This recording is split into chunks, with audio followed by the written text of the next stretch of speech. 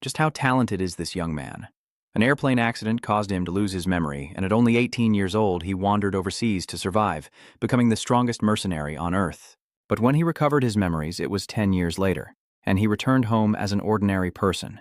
The moment his grandfather saw him, tears welled up in his eyes, but unexpectedly, his sister at school was going through a terrible time, suffering bullying every day. If she didn't obey the orders of the blonde girl, she would be beaten. But all of this would soon change with his return. In a high school in Korea, a young girl's slender hand paused mid-sentence. Yuzon, with her elegant and captivating face, looked up and wondered, he must be in class right now, right? Suddenly, a female student shouted from outside the classroom, drawing everyone's attention. Oh my goodness. The girl approached her friends, excitedly telling them everything. There's a new hottie, you guys, just transferred to our school and he's in an upper class. I'm not going to be able to sleep tonight. The other students were impressed, but she and some of the male students were not as excited. Yuzu glanced at them, wondering if the upperclassman who just transferred was her brother. She tilted her head, a faint smile gracing her lips, her gaze drifting downwards, cheeks flushed. On the blank page, she neatly wrote the words, older brother. In this situation, she never expected her brother, presumed lost with their parents in a plane crash, to suddenly reappear after 10 years. In the airport waiting area, Yugazion's eyes widened in stunned silence as she saw her brother for the first time.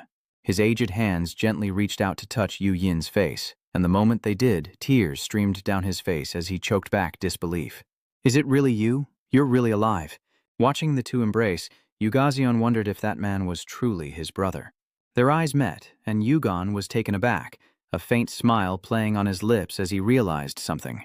Yu Yin then tilted her head, offering a gentle smile and mouthing words. So you're Daeun? She boomed, snapping her out of her memories. Hey, you Daeun?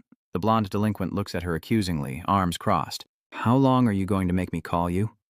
Yuzuan was startled and quickly apologized. Sorry, I spaced out again. Kim Haijin raised an eyebrow, annoyed, and asked, I told you to bring me my gym clothes for PE later, right? Did you bring it? She hesitated, replying, Yes, but if I lend it to you, what will I wear? Hearing this, she sighed, sneered, and warned, Know your place. Who allowed you to talk back to me? Kim Haijin's words caused the surrounding atmosphere to suddenly sink. That's for you to decide. Why are you asking me? As she hit Yu Gazon on the head, she asked in a harsh tone, Am I too nice to you? Is that why you're acting up? Her underlings beside her scoffed, engrossed in their phones, while the other students averted their eyes, unwilling to intervene. Kim Haijin continued to berate her. Or, do you want to get beat up and cry in front of everyone like last time? Yugazon, hearing this, fearfully lowered her head, not daring to utter a word. It was time for class, and the teacher introduced the new transfer student. From today, he'll be joining our class. Yu Yin raises his head, offering a friendly smile. The teacher continued, explaining that he had lived abroad for personal reasons and asked everyone to help him adjust. The girls below, seeing such a godlike figure, blushed and whispered excitedly, He's so handsome. This corn-haired blonde is Do-hee-wook Jin, and he rests his head on his hand, looking at him unhappily. The teacher glanced at the empty desk where the buzz-cut student sat, then immediately decided on Yu Yin's seat. See that empty seat over there? Go sit there. He obediently answered the teacher, Yes, ma'am. He calmly walks to his seat, and just then, Lee Jun looks up at him. His lips twitched, and he frowned in annoyance, wondering, why are the girls all over this hiffy guy? He looks so weak and delicate. Yu Hee-wook-jin, sitting behind him, suddenly calls out. Yulun immediately picked up on the signal and nodded in response. As he approached his table, Lee Jun smirked, thinking, This idiot's walk is pathetic. I'll humiliate him so he's easier to control later. He then stuck his foot out to trip him. Suddenly, Yu Yin stops and looks down in confusion as he notices the foot trying to trip him. Seeing that he hasn't fallen for it, he's secretly annoyed. Damn it, I timed that perfectly. Yu Yin said nothing, only glaring at him. Seeing this, Lee Hyun muttered, Who does this bastard think he is? Giving me the stink eye? Then he cursed, What are you looking at? I'll gouge your eyes out, you dog. Memories of Kang Ham-chan's warning flood his mind. Yin, avoid fighting as much as possible while in Korea. He sighed, then replied, I know. Kang Ham-chan nodded slightly. Is that so? I was just worried. Suddenly, Yu Yin continues, Of course, how could I attack without data on the surrounding terrain? I'm not going to rush in and get killed like some amateur. The more he spoke, the more confused the other man looked. Jinni asserted, Jonghae, I've lived on the battlefield for 10 years, so I'm an expert on this. The more he spoke, the more wrong he was, and Han Chan raised his hand to stop him. That's enough, that's not what I meant. I told you not to fight, because I'm worried about your opponent. Remembering that warning, Yu Yin stares intently at Li Jun, who returns the gaze, prompting a threat. What the hell are you staring at? You got a death wish? Even with the threat, Yin stared intently. Suddenly, the teacher spoke up. Why are you just standing there? He turned and forced a smile, replying, Oh yes, I'm sorry. And with that, he immediately walked past him. Li Yun chuckled to herself, thinking, He's so twisted. What a chicken. As Yu Yin obediently walked to his seat, Du Sujin rested her head on her hand and burst out laughing. As he reached the back of the class, the teacher instructed the student next to him, Bae-young Chan, since you're sitting next to him, please guide him. He politely replied, Yes, ma'am. The teacher's voice rings out as class ends. Thank you, everyone, and see you next time. The friendly student turns to Yu Yin and introduces himself. Oh, hello, I'm Park Young Chan. You said your name was Yu Yin, right? He quickly smiled and replied, Yeah. Park Young Chan warily glances behind him. Then he leaned in close and whispered, You must be surprised, right? I saw Lee Ji-hyun stick his foot out. Yeah, look at Lee Ji-hyun over there, playing on his phone and cursing up a storm. Ah, that's Lee Ji-hyun, the guy who's all hair and no brains. In our class, we have two bullies, Lee-yoon and Ju Hee-win. We need to be careful around those two. Our homeroom teacher is too nice. Yu Uk-jin held out his hand to Lee Ji-hyun, saying, Give it to me. How are we going to pay? Bak Yoon-chan reminded him. Oh, and just so you know, the first period is math. Yu Yin replies with a smile. Thank you, he says, as he shyly scratches the back of his head. No problem. He secretly complimented her in his heart. He seems friendly. He reminded him one last time before the teacher started the lesson, saying, I'll try to answer if you have any questions. The math teacher pushed up his glasses and addressed the class. Open your books to page 47, then immediately began writing math problems on the board. The class quietly paid attention to the lesson. Yu Yin sat quietly at the back, observing, before glancing over at Bak Young-chan, who was listening intently. Seeing this, he glanced to his right, observing a student sleeping soundly, then shifted his gaze to the next desk where students were secretly laughing and talking during class, and finally looked down at the students playing during gym class. Such a peaceful scene reminded him of that time.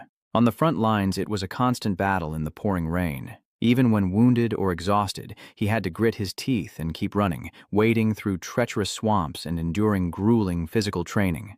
From a young age, he wielded weapons and fired at targets. This harsh training made him who he is today. He closed his eyes, lost in thought. This country is so peaceful. Then, as dusk fell, Yugazan trudged home alone. The girls ahead stopped, blushing, wondering who he was. Then she looked up, surprised. It turns out Yu Yin was waiting for her at the school gate and smiled gently as soon as he saw her. Yugazan asked him, Were you waiting for me? He gently replied, Yes, I wanted us to go home together, or are you busy? She looked around anxiously and hesitated to explain. No, he just thought so, and gently said, Let's go home then. Yugan smiled and obediently replied. And so, they walked home together in silence until he finally broke the heavy atmosphere. This is a little awkward, isn't it? Yugon startled, quickly explaining. No, it's not that awkward. A little bit? Noticing her discomfort, he reassured her, You don't have to be embarrassed. Actually, it's the same for me, he began. He was only 9 when the accident happened, and he barely remembers his sister or grandfather. All he knew was that he had a sister and a grandfather, but for her, it was probably even worse. I was only 7 back then. Hearing this, she suddenly fell silent. Suddenly, a noose sound made her wary. When did Heejin say she was coming? Kim Haejin's underlings are gathered at a convenience store, chatting. He says he's on his way. The bald guy next to her asks, Is it Yugon again? The girl with the perm looked up, saying, I don't know either. Hey, is that Yudun? Yugon panicked as he was recognized. What do we do now? Den, head in the clouds, asked Han curiously. Who's that? She sneers. You know her. She's Haejin's pet. Suddenly, she looked at Yu Yin beside her, raising an eyebrow with displeasure. Who's that? Is that your boyfriend, Yudun? She's mocking you, saying someone actually pays attention to you? Yugazan quickly denies it. No, that's my brother, she replied. Your brother has a brother? Yu Yin asks, tilting her head. My friend? She replies. Yes, she's in my class. Her tone suddenly becomes sharp. Don't joke with me. She looked at her with a scornful face. Hey, Yudun, who are your friends? Hearing that, she suddenly hesitated. She emphasized again, Who are your friends? Yugazan hurried, realizing these guys were up to no good. Yu glares, and seeing this, the young man beside him speaks up. Hey, that mutt's giving me the stink eye. The whisker-haired guy tilted his head, threateningly. What the hell are you staring at? You want to die? Is that guy crazy?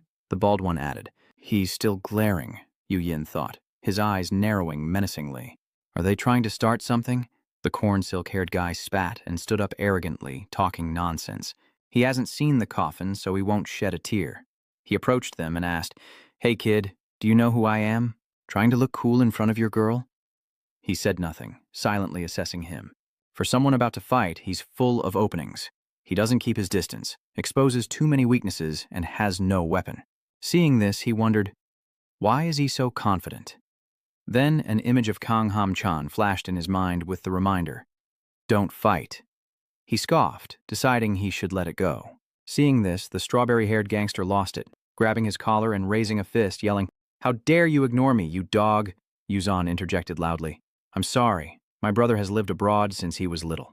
So she explained that he wasn't used to the culture here, and the bully sneered at her timidity. Hearing her explanation, they coldly retorted, What does his living abroad have to do with me? Do you want to die too? Yu frowned, angered by the sight of her being bullied. Yugaza John trembled with fear, and Yu, unable to hold back any longer, immediately twisted the corn-rode thug's wrist. He clutched his arm in pain and started cursing. What the hell was that? It freaking hurts. Why does it hurt so much? Yu dropped her bag and turned towards Yugazan, who was looking down, clutching his jacket. Confused, she called out to him. He gently reassured her, Good girl, just stay still. Yugan, not understanding, simply nodded. He covered her face with his jacket, telling her, Just for a moment. Meanwhile, the strawberry blonde yelled, Hey, you dog! Yu glared at him, then slammed his elbow into the guy's chin, sending him staggering back with a bloody nose. He crashed to the ground, sending tables and chairs flying, the loud noise shocking the others into silence. Yu sighed, muttering, And I've already broken my promise to the lieutenant on the first day. He turned to the remaining two with a murderous gaze. Meanwhile, the cornrow guy was already unconscious. Seeing this, the buzzcut guy was sweating profusely and cursing under his breath. Who the hell is that? As the sun dipped below the mountains, the soldiers' footsteps echoed in unison. Under the setting sun, 3 rows of soldiers diligently practiced their drills, as Kang Ham-chan sternly supervised. Just then, a soldier called out, Major, didn't you say it was today? I mean the day Yin starts school, he replied coolly. True. Even with half a year of training, I'm still worried. The soldier beside him added, He's lived in a place like this for 10 years since he was 9, but hopefully he'll adapt well. Hearing that, Kang Ham-chan smiled confidently. If he does as I taught him, nothing will go wrong, right? Private First Class Ilchi. Of course, sir. And just like that, Yu elbows the strawberry blonde thug, sending him flying back with a bloody nose. He crashes into the tables and chairs, creating a ruckus. Yin sighed, muttering, Guess I couldn't keep my promise to the major on the first day. With that, he glared at the remaining thugs. Choi Yang stared at the unconscious man on the ground, thinking in fear, His eyes are rolling back, he's out cold from one hit? As Yu approached, the two trembled in fear. Yu glanced at the bald thug, then vanished in a flash, instantly closing the distance and delivering a powerful blow to his gut. The force of the blow sends the bald man flying. His eyes roll back, his mouth agape as he tumbles over the railing. Choi Yi, pale with fear, was speechless.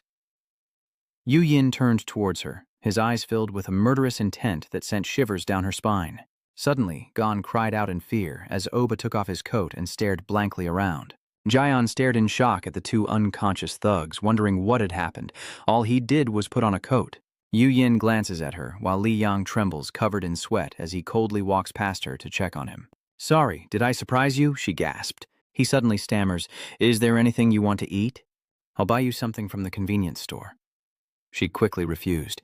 No need, I'll go along with you. Is that so? She looked up at him as if wanting to say something, and noticing this, he scratched his head awkwardly. Over there, so shall we head home then? She obediently replied. Yes. Jiadi hesitates, holding his jacket in her hands. He happily accepts it, smiling gently. Thank you. Linga watches them from the corner, her face turning purple. Recalling his earlier demeanor, she wonders, Crazy? Is that really the same person from before? As Jian prepared to leave, he glanced at her and nodded. I'll be going now. Yin glanced back at her, displeased, leaving Lai Wai speechless. The woman broke out in a cold sweat, staring blankly. On the way home, the two chatted. She asked, "Did you make those two seniors act like that earlier?" He didn't deny it. "Yeah." She followed up, thinking to herself that it probably wasn't entirely as he described. Suddenly remembering something, she cautioned him. "By the way, staring at people like that is considered rude in our country. It could end up like what happened earlier. You also have to be careful about eye contact where you used to live, as it can be dangerous depending on the person." She tilted her head, asking, "Really? Then why were you doing that earlier?" Her question caused him to fall silent. Recalling Yao's fearful, sweat-drenched face, he said, "Those guys seemed to be giving you trouble." Hitting the nail on the head, her eyes widened, then she lowered her head in embarrassment, her expression puzzling him. He wondered what he'd done wrong, returning home to find the night already dark. Yukong Shu was so terrified, he broke out in a cold sweat, waving his hands and groaning in protest. "He insists he'll do it. Yin, sit down and have some fruit." Yin, donning a cute apron, smiled reassuringly. "It's okay, Grandpa. I can do the dishes, so please, rest." He was uneasy listening to Yin doing the dishes, glancing at him, then happily saying, "I don't know if you like the food today. I said I'd prepare it, but I'm not very good at cooking." He smiled, gently adding, "No, I always enjoy it. Everything is delicious." Hearing this, the old man happily coughed a few times. "Is that so? I'm glad to hear it." Gon watched them, happily thinking that the old man must be pleased to hear the food is good, even if he doesn't show it. Ever since hearing that his brother was coming home, he's been spending all his time at the cooking center. Yukong Su turned to his granddaughter. "And Gazan, is she enjoying the food as well?" she replied. "Yes." Suddenly remembering something, he turned to Yin and asked, "How was your first day of school? Did anything happen?" He paused from washing the dishes, glancing hesitantly at him. "Yes, that." Jian, who was eating an apple, paused at his question. Then he turned back and continued, "It's nothing." Yukong Su breathed a sigh of relief. "That's a relief." After everything was settled, she bid him good night. He cheerfully replied, "All right, you two get some sleep. See you tomorrow." In his room, he lay in bed, staring at the ceiling, recalling recent events, remembering Yu Kangu's tearful embrace at the airport. "I'm just glad you're alive, so very glad." Or his comforting words, "You barely remember anything from your childhood, do you?" "It's all right. What matters is that you're alive." The image of Yu Sang-soo, gentle and happy, caring for him in every little way, appeared in his mind. "Eat up. I don't know what you like, but I hope it's to your taste." Recalling those memories, he smiled faintly, then closed his eyes, whispering the word, "family." Inside the aircraft, the beeping of red alert lights echoed everywhere, followed by a deafening roar and the terrified screams of passengers. Immediately, the oxygen masks dropped and a young Yin appeared. He was surrounded by his parents, though their forms were indistinct. They embraced him as the plane shook violently. The roaring sound filled the cabin with terror, followed by the sickening plunge of the plane towards the ground. Yin awoke from the strange dream, bolting upright in bed, gasping for air. Day breaks, and he clutches his face, struggling to regain composure after the nightmare. Yin stares at his hands, wondering, was it just a dream? He struggled to catch his breath as the clock began to chime. He sat blankly in his room as the clock ticked, when a clattering sound from outside caught his attention. It seems he's finally coming to his senses as Yin stumbles out of the room, only to see Rayon wearing an adorable, frilly apron. Seeing him, she exclaimed, "Oh, you're awake. I was just about to wake you up." He clutched his shoulder and asked, "Where is he?" She took off her apron and replied, "He went to work early this morning." He asks why, and Jian, putting on his uniform, explains, "Yes, he only stopped working because you came home. He's going back to work starting today."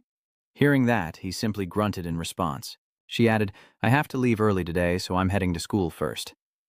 As she reached the door, she reminded him again, "I left the rest of the side dishes on the table, so please eat breakfast." He barely managed to reply, "Okay, thank you." Then she slammed the door and ran off. Yin turned to the table and saw a lavish breakfast, carefully prepared. Kim Ha-yin, arms crossed, asked Choi Yang, "Is the transfer student from yesterday Yugazan's brother?" She frowned in response. "Yes." Her face turned pale, and beads of sweat trickled down her forehead. Recalling yesterday's brawl, she anxiously asked the crew-cut guy if Senior No was all right. He blankly stared, not answering, making Li Yang fear the worst. Could one blow really do this? Is Senior okay? Just then, Kim Ha-yin arrived and asked, "What the hell is going on?" Lai Yang turned and called out to her. "Hi, Jin," she asked coldly. "What's going on here?" Lai Yang stammered, "It's over there." Back in the present, Lai Yang frowned, wondering if she should continue to bother Yu Gazan. Remembering Yin's smug face, she paled and reassured herself. Yes, she didn't need to worry. Li Yang clasped her hands tightly, watching Kim Hee-jin's retreating figure, thinking that Hee-jin's brother was a member of Club 153, so he would take care of it. Moments later, in the school hallway, Gazan was attacked from behind, crying out in pain. She cautiously turned to see Kim Hee-jin standing there, calling out to the girl. She wondered, what's going on? She also said to come with her for a bit. Confused, Gazan asks, go where? Kim Hee-jin scoffed, mocking her. Where to, you ask? I heard you got cocky because your brother showed up. Shut your mouth and follow me, if you don't want to get beat up here. Kim Hee-jin kicked her, sending her sprawling into the equipment storage room. Jian is cornered and falls backward as Ah begins to speak. From now on, your brother's school life is going to be miserable? She asked. What are you planning to do to him? He immediately explained, do you know who your brother messed with yesterday? They're my brother's friends. He said he'd come looking for him today. They must have met up by now, right? This should be interesting. Let me try calling him. From now on, you guys won't have any peace.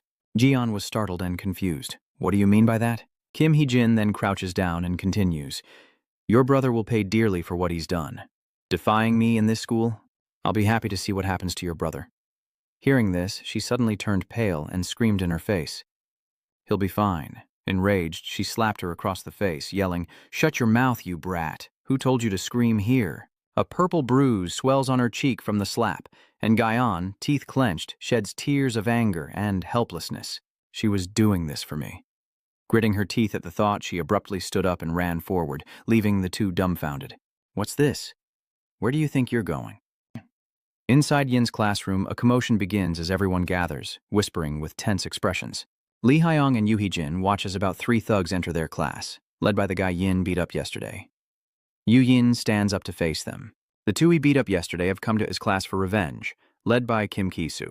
He smirked confidently just as she burst into the classroom, shouting his name. Out of breath at the door, Rayon looked incredibly worried, prompting him to call out her name. Then, his eyes widened in realization. One of her cheeks was bruised, and there was a large stain on her stomach. He glared back, enraged, as Kim Kyu let out a playful sigh. Oh, did my little sister come to worry about her big brother? My own sister just nags me for stuff all day long. Kim Hye-jin, standing behind the classroom door, retorted, Of course I'd worry if you got beat up somewhere. Meanwhile, Yu Yin is stunned, seeing Gazion's bruised state as if surrounded by darkness. The scene shifts to Class 3-2. Meanwhile, the classroom was buzzing with noise, making the sound of chalk hitting its mark all the more jarring. Meanwhile, a pale and trembling Baek Young-chan is struck in the forehead by another piece of chalk. Jae-hyung cheers. Okay, headshot. He smugly throws the chalk. See? 2 hits in a row and finally a headshot. Hai Uk-jin turns to a nearby classmate and orders, Hey, give me an eraser. Surprised, the classmate complies and Hyu-jin quickly snatches the eraser. He pivots, executes a perfect throw, and the eraser slams into Young-chan's head as Hai Uch-jin grins with satisfaction. That's right, DM is exactly what you see, right? See? Dia Hyung sighs in agreement. Well done, a direct hit. Annoyed by the comment, he retorts, DM is getting shot by your pistol the same as getting hit by an M4. Dia Hyung laughs, impressed with himself, and soon Hyuk-jin joins in. Dia Hyung stared at the eraser in his hand and said grimly, Then I'll use an M4. Immediately, his eyes locked on his target, and he threw it. Suddenly, a backpack blocked the eraser's path. Dia Hyung and Hui-kin were both surprised as it fell silently to the ground. Yin calmly looks down at him, while Dia Hyung frowns, displeased. Is there something about that mutt that you don't like? Upon hearing this, Hyuk-gi immediately suggested, If you're unhappy, just do it. Call that dog out after class today. Dia Hyung agreed with a sly grin. Okay. Young-chan, still trembling, turned to greet Yin. So, you've arrived, he asked casually. Are you okay? He stammered, feeling their stares. Oh, it's nothing. The other two just smirked triumphantly. He quietly glanced over when suddenly Young-chan leaned in and asked, Yin, what are you doing after school today? Would you like to hang out? I'll introduce you to a great place, he offered, but unfortunately, Yin declined. Not today. I have to go home with my sister today. Young-chan wondered, Your sister? The one who moved here with you? Yin denies it, saying his sister has been attending this school from the start. Young-chan pressed further, asking for her name, wondering if he knew her. He calmly says the name Yu Gazon, and suddenly Young-chan is speechless. Young-chan frantically confirmed, Yuon, first year Yu-zon, my sister. But he remained as calm as ever. You know her? You seem hesitant. This piqued his curiosity. How so? Youngchan finally decides to be honest, admitting that his sister has been having a hard time at school lately. He was surprised. Difficult? He sadly lowered his eyes and slowly recounted everything he knew. Since middle school, his sister had been known for her beauty and intelligence, attracting the attention of many male students. However, one of the girls, out of jealousy, began to bully her. Yi Yan asked seriously, "Bully her?" And everyone just stood by and watched. Youngchan trembled violently as he said this. Her brother was Kim Ki-soo, now a third-year student, a name that piqued his curiosity. "Kim Kyu," Youngchan continued in a low voice. After entering high school, his sister was in the same class as that girl, making things even worse. I find Rayon amazing for continuing to go to school despite being bullied so severely. He coldly asked, "So, if the boy she likes another girl, she's bullied relentlessly?" Youngchan lowered his voice. Actually, after learning about it, the reason was nothing special. He spoke as if it were about himself, but those kinds of bullies don't need a special reason. Suddenly, he recalled the conversation from last night between the three of them when Grandpa Kang-shu spoke up during their after-dinner apples. "School's starting soon," Kang-gu said softly. "I hope Yin has a good learning environment." He quickly reassured him, "Don't worry too much about me." Kang-gu chuckled, retorting, "You've been abroad for so long, how can I not worry?" Then, suddenly remembering something, he asks if she enjoys going to school. She happily replies, "Of course I do. I know you're doing very well in school." Hearing this, Kang-shu happily muttered, "That's right. Gon is always so good, so I don't need to worry." He then turned and said, "Yin, John has always been a smart and well-behaved child, so her teachers always praised her." He asked in surprise, "Really?" But all he saw was John's lifeless gaze, tinged with an oddness that made Yin hesitate for a long time as he recalled it. Just then, Youngchan turned and asked, "Are you okay?" He nodded, indicating that he was. "Yeah, thanks for pointing that out." He added shyly, "It's nothing. It's pretty well known you'd be worried too." Yin glances out the window, just as the classroom door is kicked open by a hulking figure. The students grew anxious and whispered amongst themselves as a group of intimidating figures gathered outside the door. Seeing this, Yujin frowned in confusion, wondering what was going on. "What business do you have with my class?" Kim Kyu said coldly as he walked in. "What's going on? We're here on business." Huck Jin was confused by the newcomer, Kim Kyu-dung, wondering what he was doing here. Meanwhile, he cursed inwardly, knowing Kim Kyu would be a tough opponent.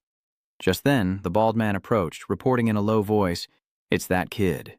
With that, all eyes turned to Yujin as Kyu clicked his tongue. "Damn, you don't look like anything special, so how did that mutt beat you up like that?" The bald thug retorted, paling. "I already told you, I was just caught off guard." He muttered in frustration, "These dogs are only good at making excuses, huh?" As Yin focuses, a voice calls out to him. Kyu smirks, beckoning him over. "That's right, you come over here." Seeing him rise at Kyu's words, Youngchan panicked and Ye Hyung stared, wondering what Kyu was up to, but knowing that guy was done for. Yin eyed the man before him and asked, "Are you Kim Kyu?" He smirked and replied, "That's right. You must be new if you already know me." In that instant, Yin's face turned ice cold, and Kyu, annoyed by his trembling subordinate, snapped, "What's with that look?" "What are you doing? Drag that dog out here." With that, the bald man slowly approached Yin when suddenly Jian rushed to the door, shouting, "Oh, Dad!" But now she was a complete mess, and Yin turned in surprise at the sound. "Jian?" But what met his eyes was Jian's face, half of it swollen. Then his eyes drifted to her waist, as if someone had kicked her hard. Yin's eyes widened in disbelief, but Kay, hearing the voice, turns around, whistling and staring, startling her. Is this Heej-jin, the errand girl, worried about her brother and coming to check on him? How pathetic, someone's jealous. He turned back, clicking his tongue and chuckling. My sister always wants to do this and that for me. Just then, a sharp voice rang out from the doorway. Is that so? Heejin snapped. If you get hurt, I'm the one who has to worry. She then turned and snapped. Hey, you little bitch, are you training dogs? How fast, right? But in her terrified eyes, all that remains is the scene before her. Kay's gang of thugs tightly surrounds Yin as he weaves through the crowd, staring at her in disbelief. Unable to contain himself, Gon choked out an apology. I'm sorry, Oba, it's all my fault. Hearing this, Haijin rolls her eyes in disgust. What a drama queen. After a long moment, Yin finally speaks. Jian, he gently consoled her. You don't need to apologize. Hearing these words, tears flowed even more down her small face. Immediately, Yin unleashed a flurry of kicks to the shaved head's face, sending him crashing to the ground with a resounding thud. The remaining two lackeys watched in stunned silence as Yin finished one off and coldly stated, "Because these guys are the bad ones, not you." Seeing his comrade fall, the large man charged in a frenzy, but with a perfectly timed move, Yin swiftly dodged the attack. Yin then fixed his gaze on the man's vulnerable neck and struck a fierce blow to his throat. The bone-crushing blow makes him roll his eyes back and stammer incoherently. The fat man immediately collapses to the ground, groaning in agony. As Yin approached, the remaining underling frantically backed away, and cornered, he gritted his teeth and threw a punch. But Yin dodged it. Damn it. Without a word, he slams his fist into the lackey's gut. The punch sends him flying, and Q watches in horror as his men fall one by one, a sense of dread washing over him. What? The dog stared at Yin standing tall amidst his fallen men, his mind blank. What in the world is going on? Not just him, but Hee-jin and Di-yoon were also wide-eyed in disbelief at the scene. Outside, Hai-jin and her lackey were stunned, while Ji-yeon watched his brother's bravery with wide eyes. As soon as he finished speaking, the two men flinched in terror and the whole class looked at Kim Kyu in confusion.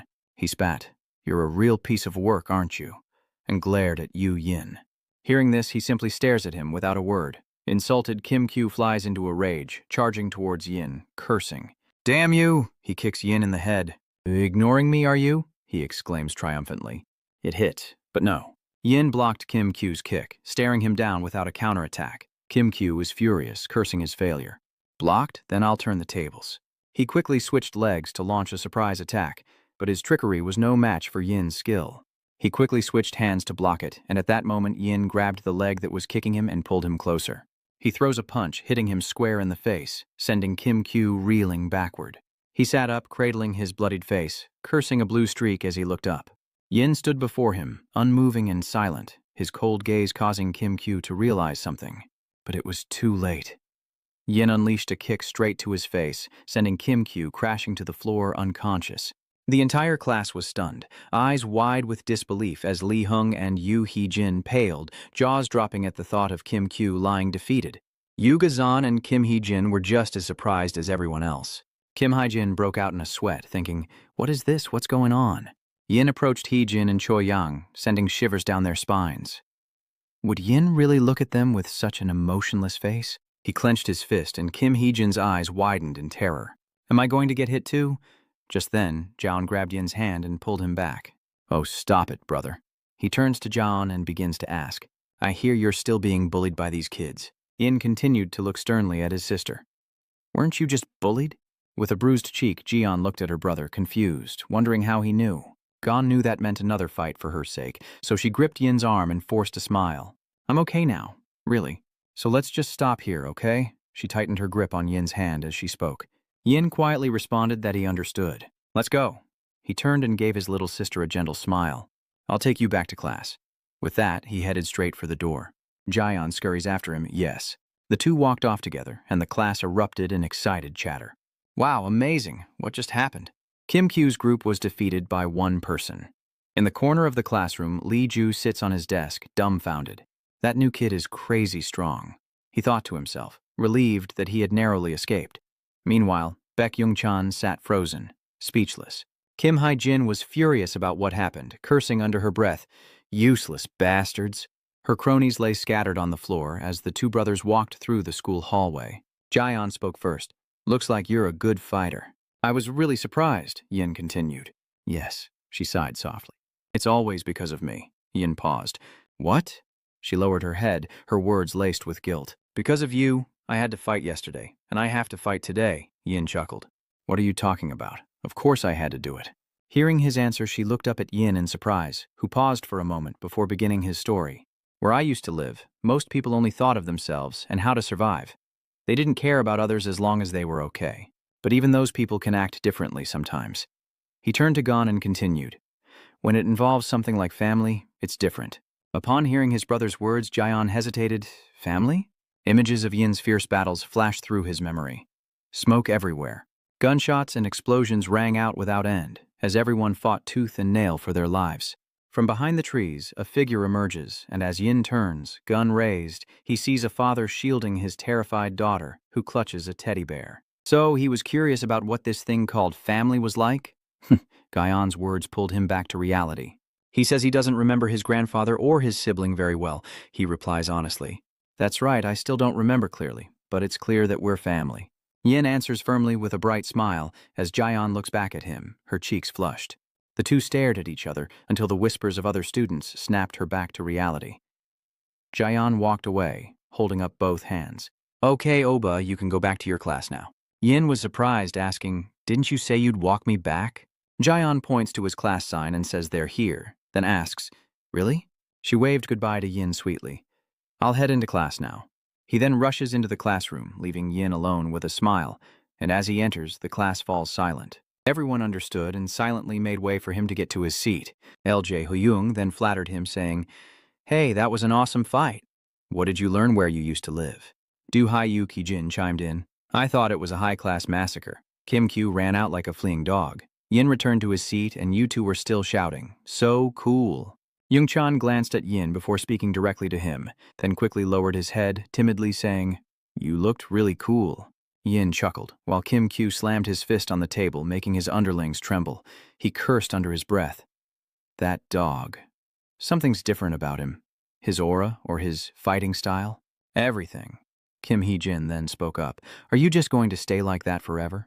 I was careless and got hit. It won't happen again. They bowed their heads and she continued. Even if it's just one person. How could you lose so badly to one person?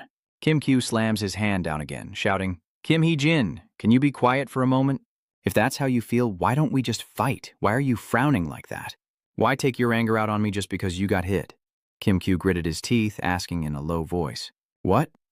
Hin must have sensed the tension because she turned and stormed off, slamming the door behind her. Hee-jin stormed off in a rage, with Choi Yang quickly following after her. She gritted her teeth in frustration, cursing the fact that she'd been beaten by one person. She recalled the figure following Yin and bit her lip in resentment. Bursting into the classroom, she slammed the door, startling everyone, as Kim Hye-jin glared at her and spoke with bitter resentment. You Gazion, enjoying your comfortable school life now, aren't you? But she says nothing in response. She shrugged, sneering. If something's bothering you, you can just tell your brother, right? Wasn't that the case? But no matter what she said, Jian remained silent, driving her mad. How dare she ignore me? Kim Hee-jin trembled with rage as the other students, remembering Yin's face, wondered if they would only be able to watch from the sidelines from now on. She frowned, insisting, this can't be happening. After school, Jian walked along, lost in thought, still stunned by the day's events. Yin told her, they're the bad guys, not you.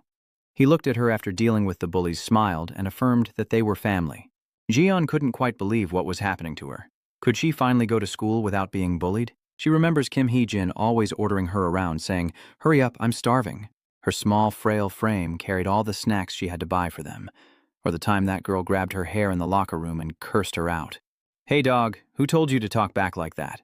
Her face darkened as she wondered, will things really be different now? Suddenly, Yin appeared behind her, asking, what are you thinking about? Lost in her chaotic thoughts, she had walked right past him without noticing, and he called out her name again. Snapping back to reality, she heard him ask with curiosity, what were you thinking about so deeply that you didn't hear me call you? Seeing Yin, Jian was startled. Sorry, were you waiting for me again? Jin replies with a smile as bright as a flower. Yeah, because I have no sense of direction.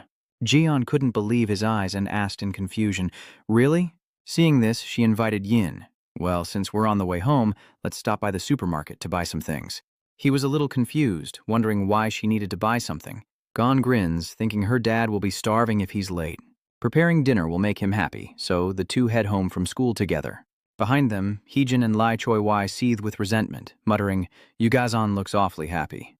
Meanwhile, Lai Yang senses Hee-jin's losing her composure and fears her own friend, as Hee-jin smiles deviously, seemingly plotting something. Let's see how long that happiness lasts. At the supermarket's vegetable stand, Gon picks up a bunch of greens, examining them with utmost seriousness. As she wondered which to buy, the women in the supermarket were all staring at Yin, gossiping. Which school does he go to? Oh my. Realizing this, Jian looks at Yin, who, unlike everyone else, seems completely oblivious to the attention he attracts. Jian wondered, didn't you have a girlfriend where you used to live? Jian's question startled Yin, who blankly repeated, girlfriend? Jian quickly clarified, no, not just friends, but someone you're close to. Yin plainly stated that he didn't have anyone. Jian seems curious, asking why and if Yin attracts a lot of attention. He paused, looked over, and said with a smile that he was just very busy. John speaks, ending Yin's evasive answer, and she chides herself for asking such a tactless question. It's hard enough adjusting on my own. What a stupid question to ask. He suddenly speaks up, asking if she has a boyfriend. When Yin asks the question back, Jaon is stunned as Yin mirrors Jaon's actions. Someone to become close with. He's frozen in place. She stammers. Nothing. Yin couldn't help but wonder, what's wrong? Gon was just as confused as Yin was. What had just happened? She was silent for a moment, then her face lit up with a smile. I'm very busy too. Back at the apartment, her grandfather hands Yin a brand new phone, saying, Yin, take this. Yin stared at the phone box on the table in surprise. These days, all the students bring these to school, he explained with a smile. I bought a good one, but I don't know if you'll like it. At the same time, Yin opens the phone box to take a look. Jian excitedly recognizes it as the newest model, as Yin holds the phone, unsure of what to do. He continued, I've already saved my number and Gazion's in it. Hearing this, she couldn't help but wonder, what about you? You always forget, so I always take care of that for you. Scratching his head, he stammered, Well, I asked the seller for help. She always wanted to do things for him, telling him not to ask anyone else and to let her handle it. I can do it myself. He shyly confessed his true feelings for Yin. He wanted to enter the number himself, and Yin was stunned by his explanation as he looked at the phone in her hand. Unboxing is important these days, but I opened it to get your phone number. Is that okay? Of course. It was then that he remembered her and asked, Gon, you're not upset that I only bought one for him, are you? It's because your brother doesn't have one. I'll buy you a new one. Jian immediately refused, explaining that he didn't want his grandfather to misunderstand. No, mine still works fine. Yin smiles happily as he watches his grandfather and Jian bickering. I'm really grateful, and I'll take good care of it. The grandfather, who always loves his grandchildren unconditionally, smiles happily. In Yin's room, he places the phone box on the table, lies on the bed, clutching his new phone tightly, types for a moment, and smiles. A warm, happy feeling washes over his face as he seems to be texting someone. Back at headquarters, Major Ham Chan was working at his computer when a text message came through, prompting him to wonder who could that be at this hour. The screen displays a message. Please use this number to contact me from now on. The Major is taken by surprise. Oh, Yu Yi, that's a strange number, isn't it? A soldier approached, also curious about the screen. I already bought him a phone, Ham Chan retorted. That's right, the soldier added. He probably got a new phone. Kids these days are sensitive to that sort of thing. Major Hamshan immediately retorted, What are you talking about? I bought him the most expensive one, the soldier began to explain. I just mean, maybe he doesn't like that brand. As the sun rose as usual, Yin came out of the bathroom with wet hair. He neatly dried his hair with a towel, but a few drops still fell from his incredibly handsome face as John suddenly dashed past. Yin hastily said, I'm off to school. Yin looked puzzled. Going in early again today? Jian coldly replied, I'm late. Please put your dishes in the sink when you're done. She hurried off, and Yin looked at the table to see a hot meal already prepared. Jian checked the time on her phone as she ran, relieved to have left just in time. Her grandfather loved the soup she made yesterday, so she spent a lot of time making a new batch. She smiled to herself, remembering how happy he was the last time she cooked for him. Did you make this early in the morning? I should have slept longer. I could have just grabbed something and gone to work. Happiness washes over Aeon's face. She's glad he liked it. Unfortunately, Aeon slipped, but out of nowhere, a foot kicked down. She cried out in pain, the kick sending her crashing to the ground. Looking up, she saw 3 girls wearing masks that concealed their faces. The one in the middle speaks up, You should watch where you're going. I thought my ankle was broken. Jian looks up in horror as the middle one scolds her for not apologizing after bumping into someone. Gon quickly tried to get up and apologize. I'm sorry. Suddenly, she slapped Gon on the head and yelled, You think a simple apology is enough, you mutt? Gon touched his head, confused by what was happening. One of the 3 girls spoke up.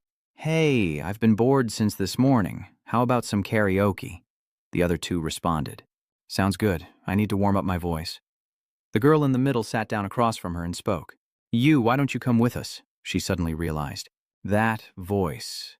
Kim Haejin. Gazan was in a panic. At the karaoke room, Heejin and the other 2 entered one after another, and the leader spoke first. I can't hit the high notes today. Heejin continued with her unsettling voice. At that moment, the staff greeted them, saying, Welcome.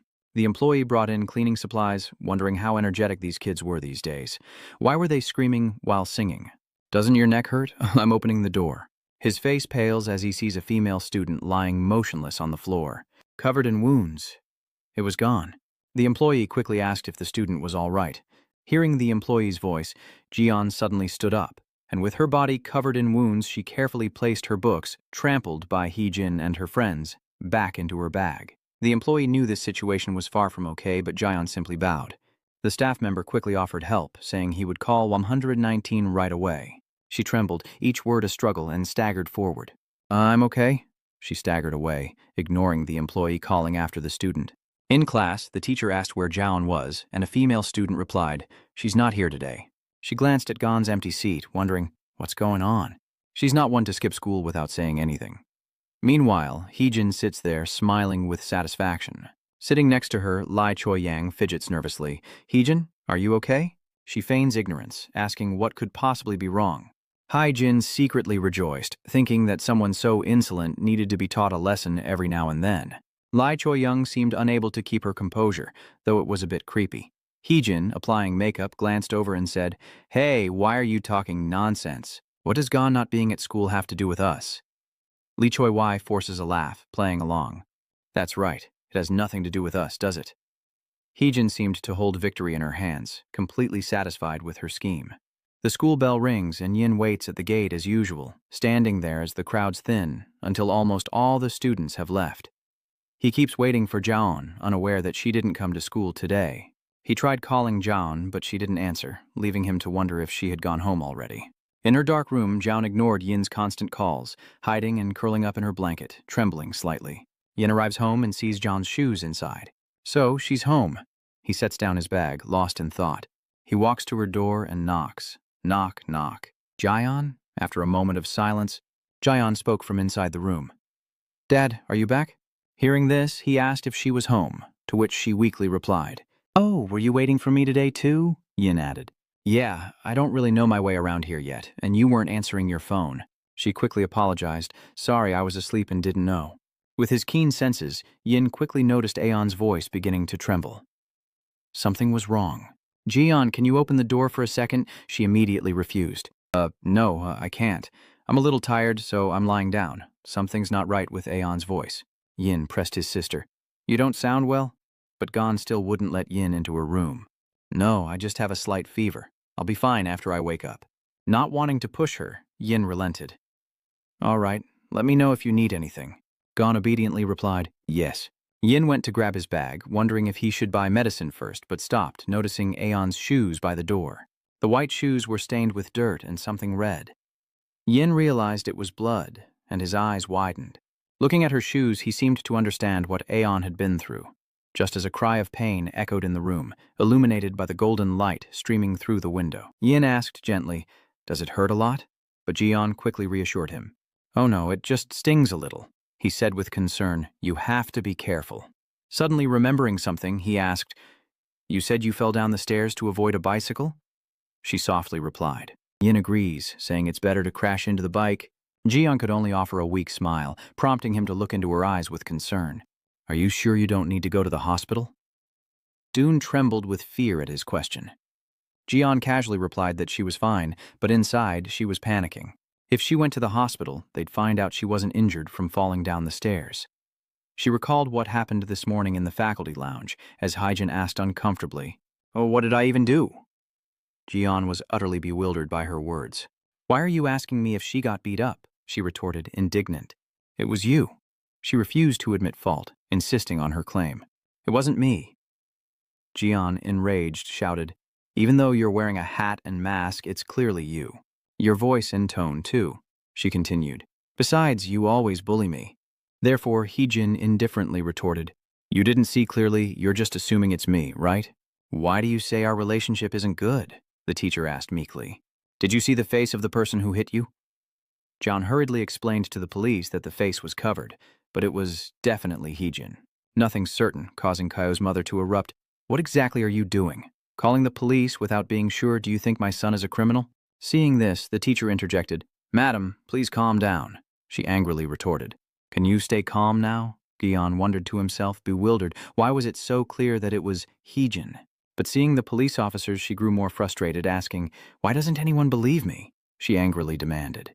How dare you sacrifice our family in such a vile way? Jian insisted. It really is Heejin. Hearing this, Q's mother frowned in displeasure. My goodness, look at your manners. No, I have to talk to your parents. Bring them here. Her words left Jian stunned, staring blankly ahead, her eyes betraying a growing unease. Tears suddenly streamed down her face, and the more she thought about it, the more violently she cried. Seeing this, Heejin smirked, returning to reality. Clenching her fist, she tells herself that this time, unlike before, there's no evidence, and he'll be more surprised than anything else. Suddenly, a voice pulls her from her thoughts. Jian? She replied, bewildered. Yin approached worriedly, asking if she was all right. Are you okay? Though startled, she quickly responds. Yeah, I'm okay.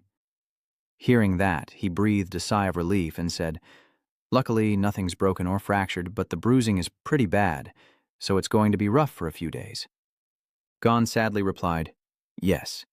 Suddenly changing the subject, she asked, But you're really good at this, aren't you? Yin smiled and asked, Is that so? Or isn't it too tight? She replied cheerfully, Yeah, it's a perfect fit. Jian looked at his wound with concern. He's going to be so surprised and worried to see me like this, and his heart isn't so good. Yin blankly asks why, and she nods slightly in response. Yes, he has to take medicine every day, Ein said as he cleaned up, telling her he'd talk to her grandfather so she could get some sleep. She obediently replied, Okay.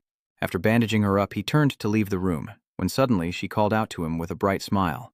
Gon spoke up. Thank you. He simply turned back and offered a gentle smile.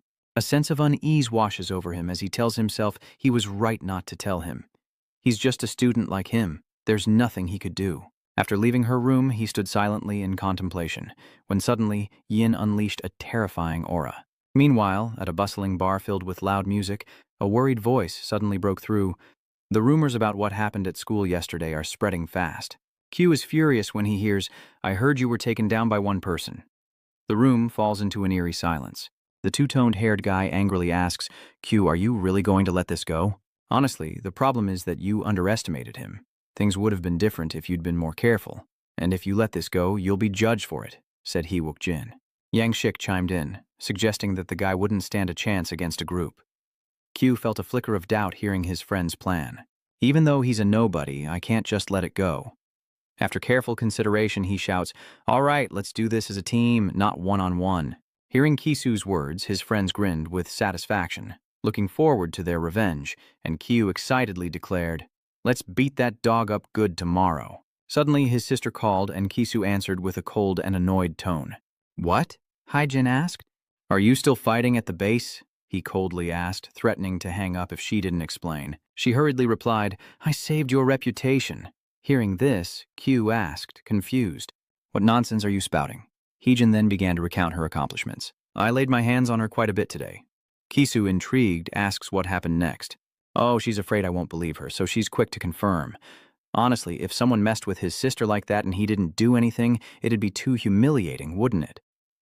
Upon hearing this, Q chuckled self-deprecatingly, then exclaimed, You're right. Even though she's my sister, she's far from ordinary. Though he disparages his sister, he praises her, saying, Good job, anyway. If you hadn't done it, we would have taught him a lesson. Suddenly, Yang Qi unexpectedly asks, Hey, dog, do you even know where you are? Yin coldly glares at them, his eyes burning with hatred, as Kisu fearlessly says, Ha, I was just thinking about you, and I was planning on playing with you anyway. Very well. Without a word, he lunged forward, slamming the face of the nearest man into the ground. Yin threw Yang Sich to the ground with a crash, and as Han rushed to attack, Yin coldly punched him in the face, leaving the others stunned. Q angrily ordered everyone to attack. After dealing with Yang Sich, Yin coldly watched as they charged, but before the two-toned hair could get close, he was met with a swift kick. He fell to the ground, shocking his friends, and before he could understand what was happening, Yin grabbed him by the collar and threw him against the wall. Yin coldly eyed the remaining men as Curly charged, only to be met with a brutal punch before he could even reach him. Then, Hyuk Jin grabbed a bottle, attempting a sneak attack, but Yin saw him coming and turned around. Yin turned and landed a punch, sending the bottle flying from his hand, and the guy reeling from the blow. Curly Hair tried to sucker punch Yin, but he saw it coming and turned around. As he threw the punch, Yin gracefully dodged it. Yin then grabbed his arm, and the curly-haired man looked at his hand in horror as Yin mercilessly punched him in the face. Just as Hyuk Jin struggled to sit up, Yin grabbed his head, delivering a brutal knee strike that sent him screaming in agony. At this point, Hyuk Jin lay motionless, covered in injuries, and Kay was the only one left untouched by Yin in the room. He stared in shock at the scene before him, a group of men beaten to a pulp by Yin. Q cursed inwardly, dumbfounded. "What the hell?" Hai Jin asked worriedly. "What's wrong with him?" he wondered, looking at Yin standing before him. "Just who the hell is this guy?" He coldly called out Kim Kisu's name. Hearing his name, Kisu was suddenly seized by panic, but Yin, unconcerned, coldly asked, "Does it have to be a private conversation?" With a murderous glare, he warned, "Don't touch my sister." Kim Q was horrified that even a group assault was useless against him. He recalled how Jin had single-handedly dealt with his underlings, realizing the first one he'd taken down had blocked the others, forcing them to jump onto the tables. In that short time, he'd even used the environment to his advantage. He wondered, "How can I beat this bastard?" Yu Yin asked, "What did my sister do to you guys?" Terrified but still defiant, Kim Q retorts, "Why even ask? You already know." He throws a glass at Yu Yin. He simply dodged and remained silent as Kim Q grabbed a bottle and began swinging. He swung wildly, but Yu Yin effortlessly dodged each blow. Then, with a swift strike to the gut, Yu Yin left Kim Q writhing in agony. Enraged, he threw a punch and cursed, but Yu Yin retaliated with another blow to Kim Kisu's gut, his face bloodied and staggering. Kim Q gasped for air, cursing under his breath. "Damn it!" He stared at Yu Yin, wondering how he could be so calm. Meanwhile, he calmly asks, "How could you hurt that defenseless child?" Kim Q smashes a bottle, sending shards of glass flying. He tried to stab him with the broken glass, cursing, "Die, you dog!" But Yu Yin remained unfazed, casually knocking the glass away and grabbing Kim Q's throat. Kim Q began to suffocate as he lifted him up and kicked him in the gut, causing him to scream in agony. As he's pinned to the ground, Kim Q mutters, "You're insane," cursing Yu Yin under his breath. "Damn it, damn it." He stared at Kim Q and asked, "Kim Q, what am I going to do with you?" He glared silently as Yu Yin gave one final stern warning. Yu Yin warned Kim Q that if they ever touched his sister again, they would regret it, and that he should teach his own sister some manners. Leaning in, he gritted his teeth and said, "If your sister lays a hand on mine, I'm coming for you." Yu Yin pressed his elbow into Kim Q's neck and shouted furiously, "If I come here again." He writhed on the ground, gasping for air. Yu Yin continues to hold him for several minutes, threatening that this is only the beginning. He then released Kim Q's neck, whose face was pale, but he still glared at him. Yu Yin leaves Kim Q's body, who clutches his throat in pain and begins to cough violently. He simply turns and leaves, Yu Yin departing as the employees stand there in shock. Two girls are running down the street. One tries calling someone, but they're not picking up. "What are you doing? Why does she keep making people worry?" Kim Hyen stops in her tracks, seeing Yu Yin emerge from a place, and the two are frozen in shock. They stared at him, wondering what he was going to do before she paled and screamed, "Don't! Don't come near me!" In her mind, she was right. There was no proof she'd thrown a punch. Yu Yin's face was blank, while Kim Hye-jin seethed, backing away until she tripped and fell. She painfully gets up as he silently takes out his phone. Answering the call, Yu Yin says, "Yes, this is me. Grandpa." He glares at them both and continues, "Yes, I'll be right there." Kim Hye-jin trembles on the ground as he simply walks away. She breaks out in a cold sweat, terrified at the sight of Yu Yin, while Kim Hye-jin sees only destruction and bodies strewn about. She approached Kim Q, asking, "What happened here?" Kim Hye-jin angrily accused him, "Did that dog beat you up again?" He said softly, "Kim Hye-jin?" Kim Q warned, "Don't mess with that guy's sister again." "Ha!" retorts angrily. "I asked you a question, and you didn't answer. What nonsense are you spouting now?" He growled, "I told you not to touch her." Kim Hye-jin asked in shock, "Are you scared of him?" Kim Q lowers his head and shouts, "Are you listening? Answer me!" Kim Hye-jin shouts back, "I don't like that." "Why should I look up?" he shouts. Kim Hye-jin is terrified by his attitude. Kim Q threatened Kim Hye-jin, warning her that if she laid a hand on Yu Yin, he would make her pay. Kim Kisu's threat drained the color from her face. "Got it?" As Yu Yin walks down the street, he notices a figure behind him. It's his grandfather. It was his grandfather, Yu Kang-soo, smiling kindly and waving at him. Later, the two of them walked to a bench. Yu Kang-swan was out playing when his grandfather called him back. "I'm sorry," Yu Yin replies. "It's nothing." Sadly, he says, "She's been hurt." Yu Kang-soo turns to him and asks, "I heard you bought her medicine?" Yu Yin replied, "Yes, I did." I don't think she just fell down the stairs, he said, voicing his suspicions. Why didn't she go to the hospital with such serious injuries? Yukong lamented, regretting his shortcomings as a single parent. He added, I didn't know how to raise a girl, and I was always busy making money, so I couldn't be there for her. I couldn't do anything for her. But seeing her grow up day by day made me very happy.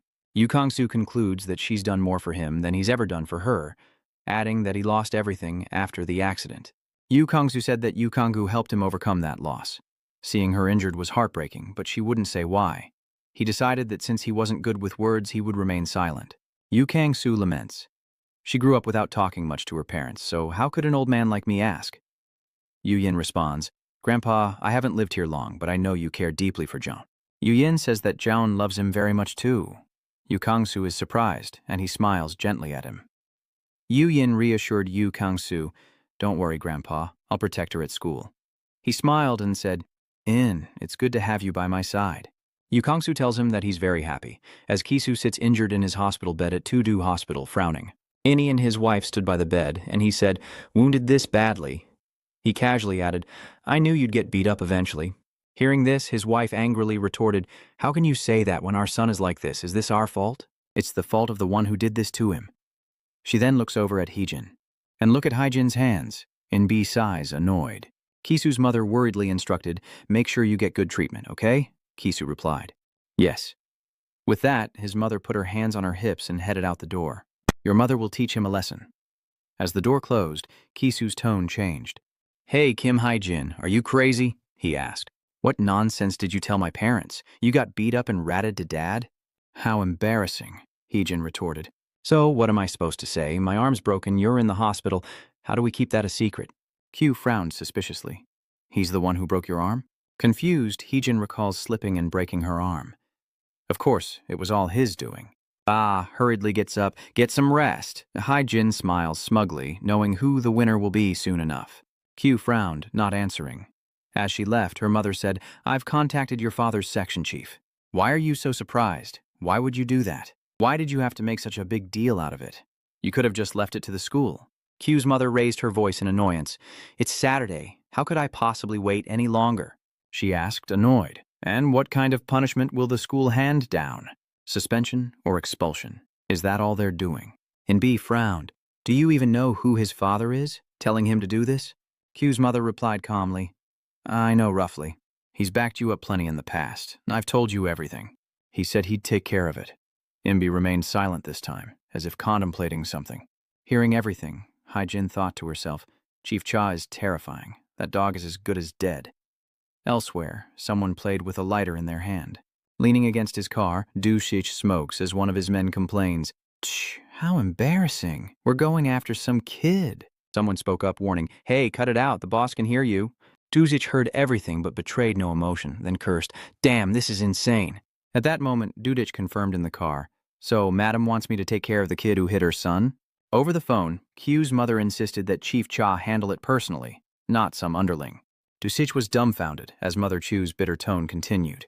My child has a broken arm and another is in the hospital. How can I let him get away with this? Dusich exhales, barely containing his anger. This can't be taken lightly. In an apartment complex, one room remains lit. Yin sits at his desk, arms crossed. Yin's expression darkened as he recalled Kisu's shocked face and Heejin clutching her injured arm. Was that the right way to handle it? Suddenly, a knock at the door caught his attention. The person outside raised their voice, asking what was going on. Who are you people looking for Yin at this hour? Duzich's henchman looked menacing. Could you please call student Yin out here? Though Kang Shu was afraid, he still waved his hand in refusal. No, it's late, but just then Yin steps out. He spoke up. I'll be back in a little while. Seeing this, Kang Shu was worried. Yin-John called out worriedly, but Yin simply smiled reassuringly at his grandfather. These people are acquaintances of mine. I'll just have a quick word with them and be right back. Don't worry, Grandpa. But Kang Shu still watched with a worried look. They head together to a construction site, Yin following Duichi's henchman. He wondered to himself, who is this? As Yin pondered why he was brought here, the henchman reported to Du Shu. Boss, I brought him. Dusich watched Yin as he smoked. The lackey added that this guy was pretty good, not dodging but silently following along. Dusich threw away his cigarette.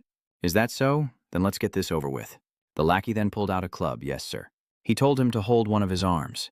Dusich was still on his phone, probably thinking about who to contact to report that it was over, right? Dusich's lackey kindly reminds him that because he followed along so obediently, they'll make this quick. It'll only hurt a little. Hey, hold her still. Yuchi is still scrolling through his contacts, deep in thought. Which mistress was it again? The black-haired man cracks his knuckles. How unfortunate. Why did you have to go after them? At that moment, the silent Yin finally spoke. Are they Kim Q's people? Ducey's finger, which had been swiping on his phone, suddenly stopped and he clicked his tongue in annoyance. What nonsense are these dogs spouting now? I don't know. I'll deal with you guys when we get back. Duich glanced over, seeing Yin's cold, calm face, and thought to himself. Yin allows himself to be restrained, expressionless despite the threat as he suddenly seizes the bald man's wrist.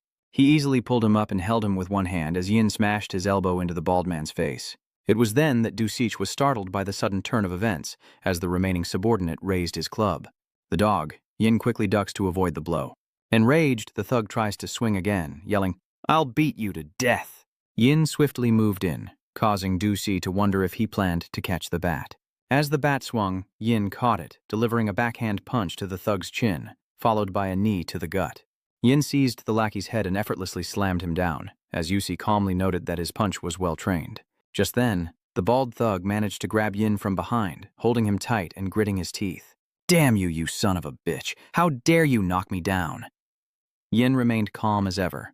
Yin delivers a brutal elbow strike to his gut, followed by another to the chin, sending the bald thug reeling.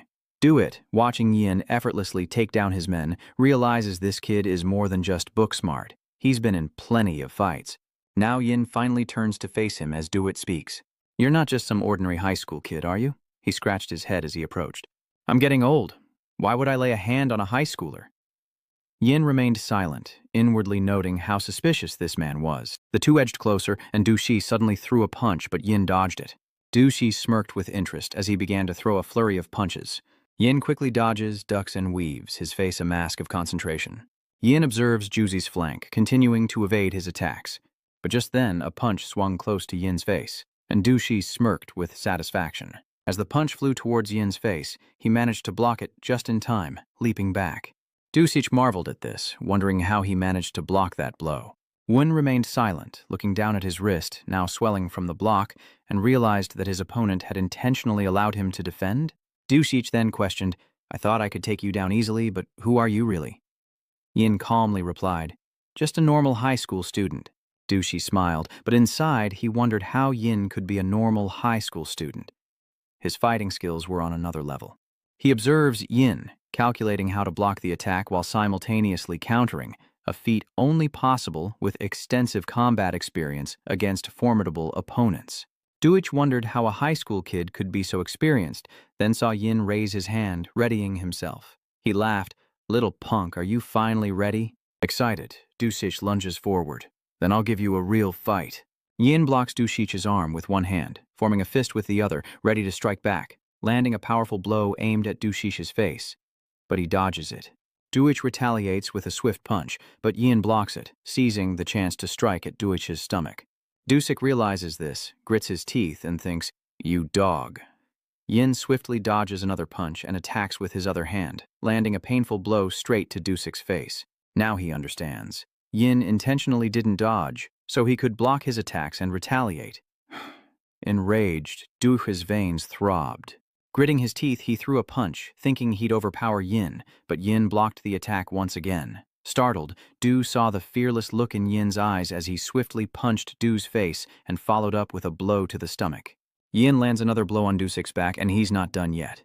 Yin lifts Dusich's chin, and he takes a flurry of blows, spitting blood. As he falls, Dusich thinks to himself, Damn, did I just get taken down by a high school kid? Duich succumbs to Yin's relentless attacks, staring into his eyes, wondering about the look in them. Dusich chuckled to himself, realizing he hadn't felt a shred of fear from the start.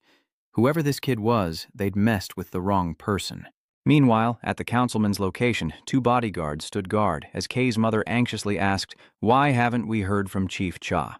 Try contacting him. Inbi remained calm, arms crossed. Just wait, he'll contact us when it's over. Haijin sat on the sofa and sighed as the phone rang, and Kisu's mother ordered, Put it on speakerphone. The voice on the phone crackled. This is Second Lieutenant. Inni replied, Chief Cha, I apologize for asking you to do such trivial things. Q's mother looked displeased. What do you mean, trivial? Our child was beaten, Dyke replied. No, on the contrary, I should be the one apologizing. Inbai is confused. What do you mean by that? Duch didn't elaborate. Either way, it seems your son has messed with the wrong person. What did you say? Duch replied.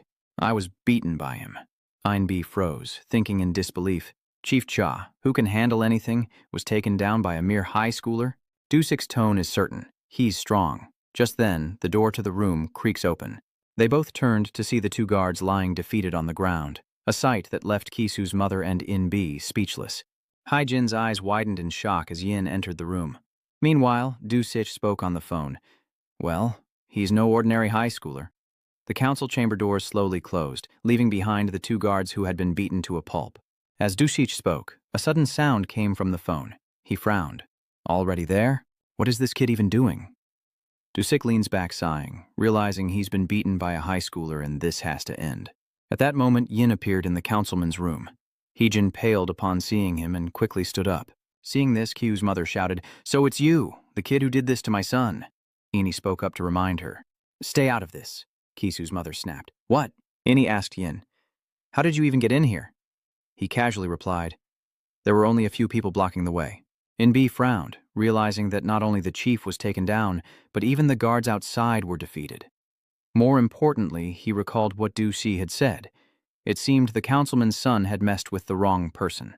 How did he even know we were here? Kisu's mother, oblivious to the situation, disparaged Yin. Look at his attitude. He thinks the world is his oyster. Knowing how to fight since he was young, he probably doesn't respect anyone. She took out her phone. "You're really something. You assaulted my son, assaulted the bodyguards, and dared to break into the assemblyman's office illegally." Yin found her actions puzzling. Even if she was too strong to think, calling the police would solve it. "What is she planning?" Kyu's mother said boastfully, holding her phone. "Not the police. We need Inspector Choi. Do you even know who you're messing with?" Yin calmly replies, "I know very well that you're the second elected assemblyman, and I heard you'll be running in this election." Mother Kyu starts making a call saying, "Even knowing this, you still came here." "That's right. How could a child like you know the terrors of this world?" Heejin smiled triumphantly. She whispers to Yin that he's done for. Ha ha ha, but Yin remained silent, her expression still cold. Mother Kyu spoke into the phone to Controller Choi. "It's me. Now, come to the assemblyman's office immediately." Suddenly, a recording plays. "Heejin, I was wrong." It was her classmate's voice, begging for forgiveness as Heejin's tone turned bitter. "That little bitch. I could never forgive you to begin with." She heard the recording and her eyes widened in fear. Inbi couldn't believe what she was hearing and her hand ached from the slap. "Drag her over here and kick her so she can't get up. I won't be like this next time. Spare me just this once." It turns out Yin had provided the phone containing the bullying footage of Heejin. She then said, 10,000 what? Are you cursing me with this?" "No, that's not it. I'm just working part-time, so that's all I have. The filming continues, so what kind of side job are you doing? Bring 500,001 here this week, even if you have to steal it or sell your soul." Supervisor Choi spoke into the phone. "Kisu's mother's face has gone pale. I'll call you back later." Heejin urgently inquired, How could that happen?"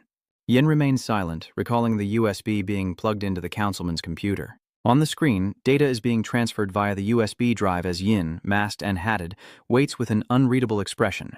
Haijin trembles, desperately claiming innocence, but Inbi cuts her off. "Kim Hee-jin, be quiet. His attitude only frightens her more." At that moment, Yin spoke up, saying that Kim Kisu was also involved, not just Kim Hye-in. They often record videos when harassing others, and beyond this, there are dozens of videos of school bullying and extorting money from children.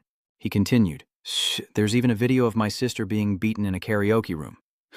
Hearing those accusations, Heejin gritted her teeth and trembled. Kisu's mother angrily pointed and scolded, "Are you threatening us now? What can a little punk like you do?" Yan calmly replied, "I wasn't the one who started this. I'm not threatening you. I'm catching the person who made others hurt me. Go on." That's also recorded, which only infuriates Kisu's mother even more. Inbi, weary, pinched the bridge of his nose, realizing that Yin's actions against Kisu and Heejin stemmed from his sister being assaulted. Yin explained simply, like parents unconditionally supporting their children, he had to protect his sister. Inbi replied, "I understand. I'll pay the agreed-upon sum as an apology to your sister." But Yin retorted, "I don't need that." Inbi was skeptical. "You said you don't need it."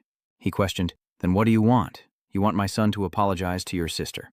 In a fit of rage, Heejin thinks it's better to bite her tongue than apologize. Yin speaks up, saying he doesn't need that either. He understands that the bullying my sister endured can't simply vanish with an apology, and that the apology wasn't sincere. Yin bluntly requested, Kim Kyu and Kim Heejin, I want you both to disappear from my sister's sight. Hearing that, Heejin thought angrily, What? What nonsense are you spouting? Inbi interjected. I understand. A transfer request. His expression was troubled. Oh no, he's going abroad. Kisu's and Heejin's mothers exclaimed, Father! But Inbi immediately silenced them, asking Yin, Are you satisfied now?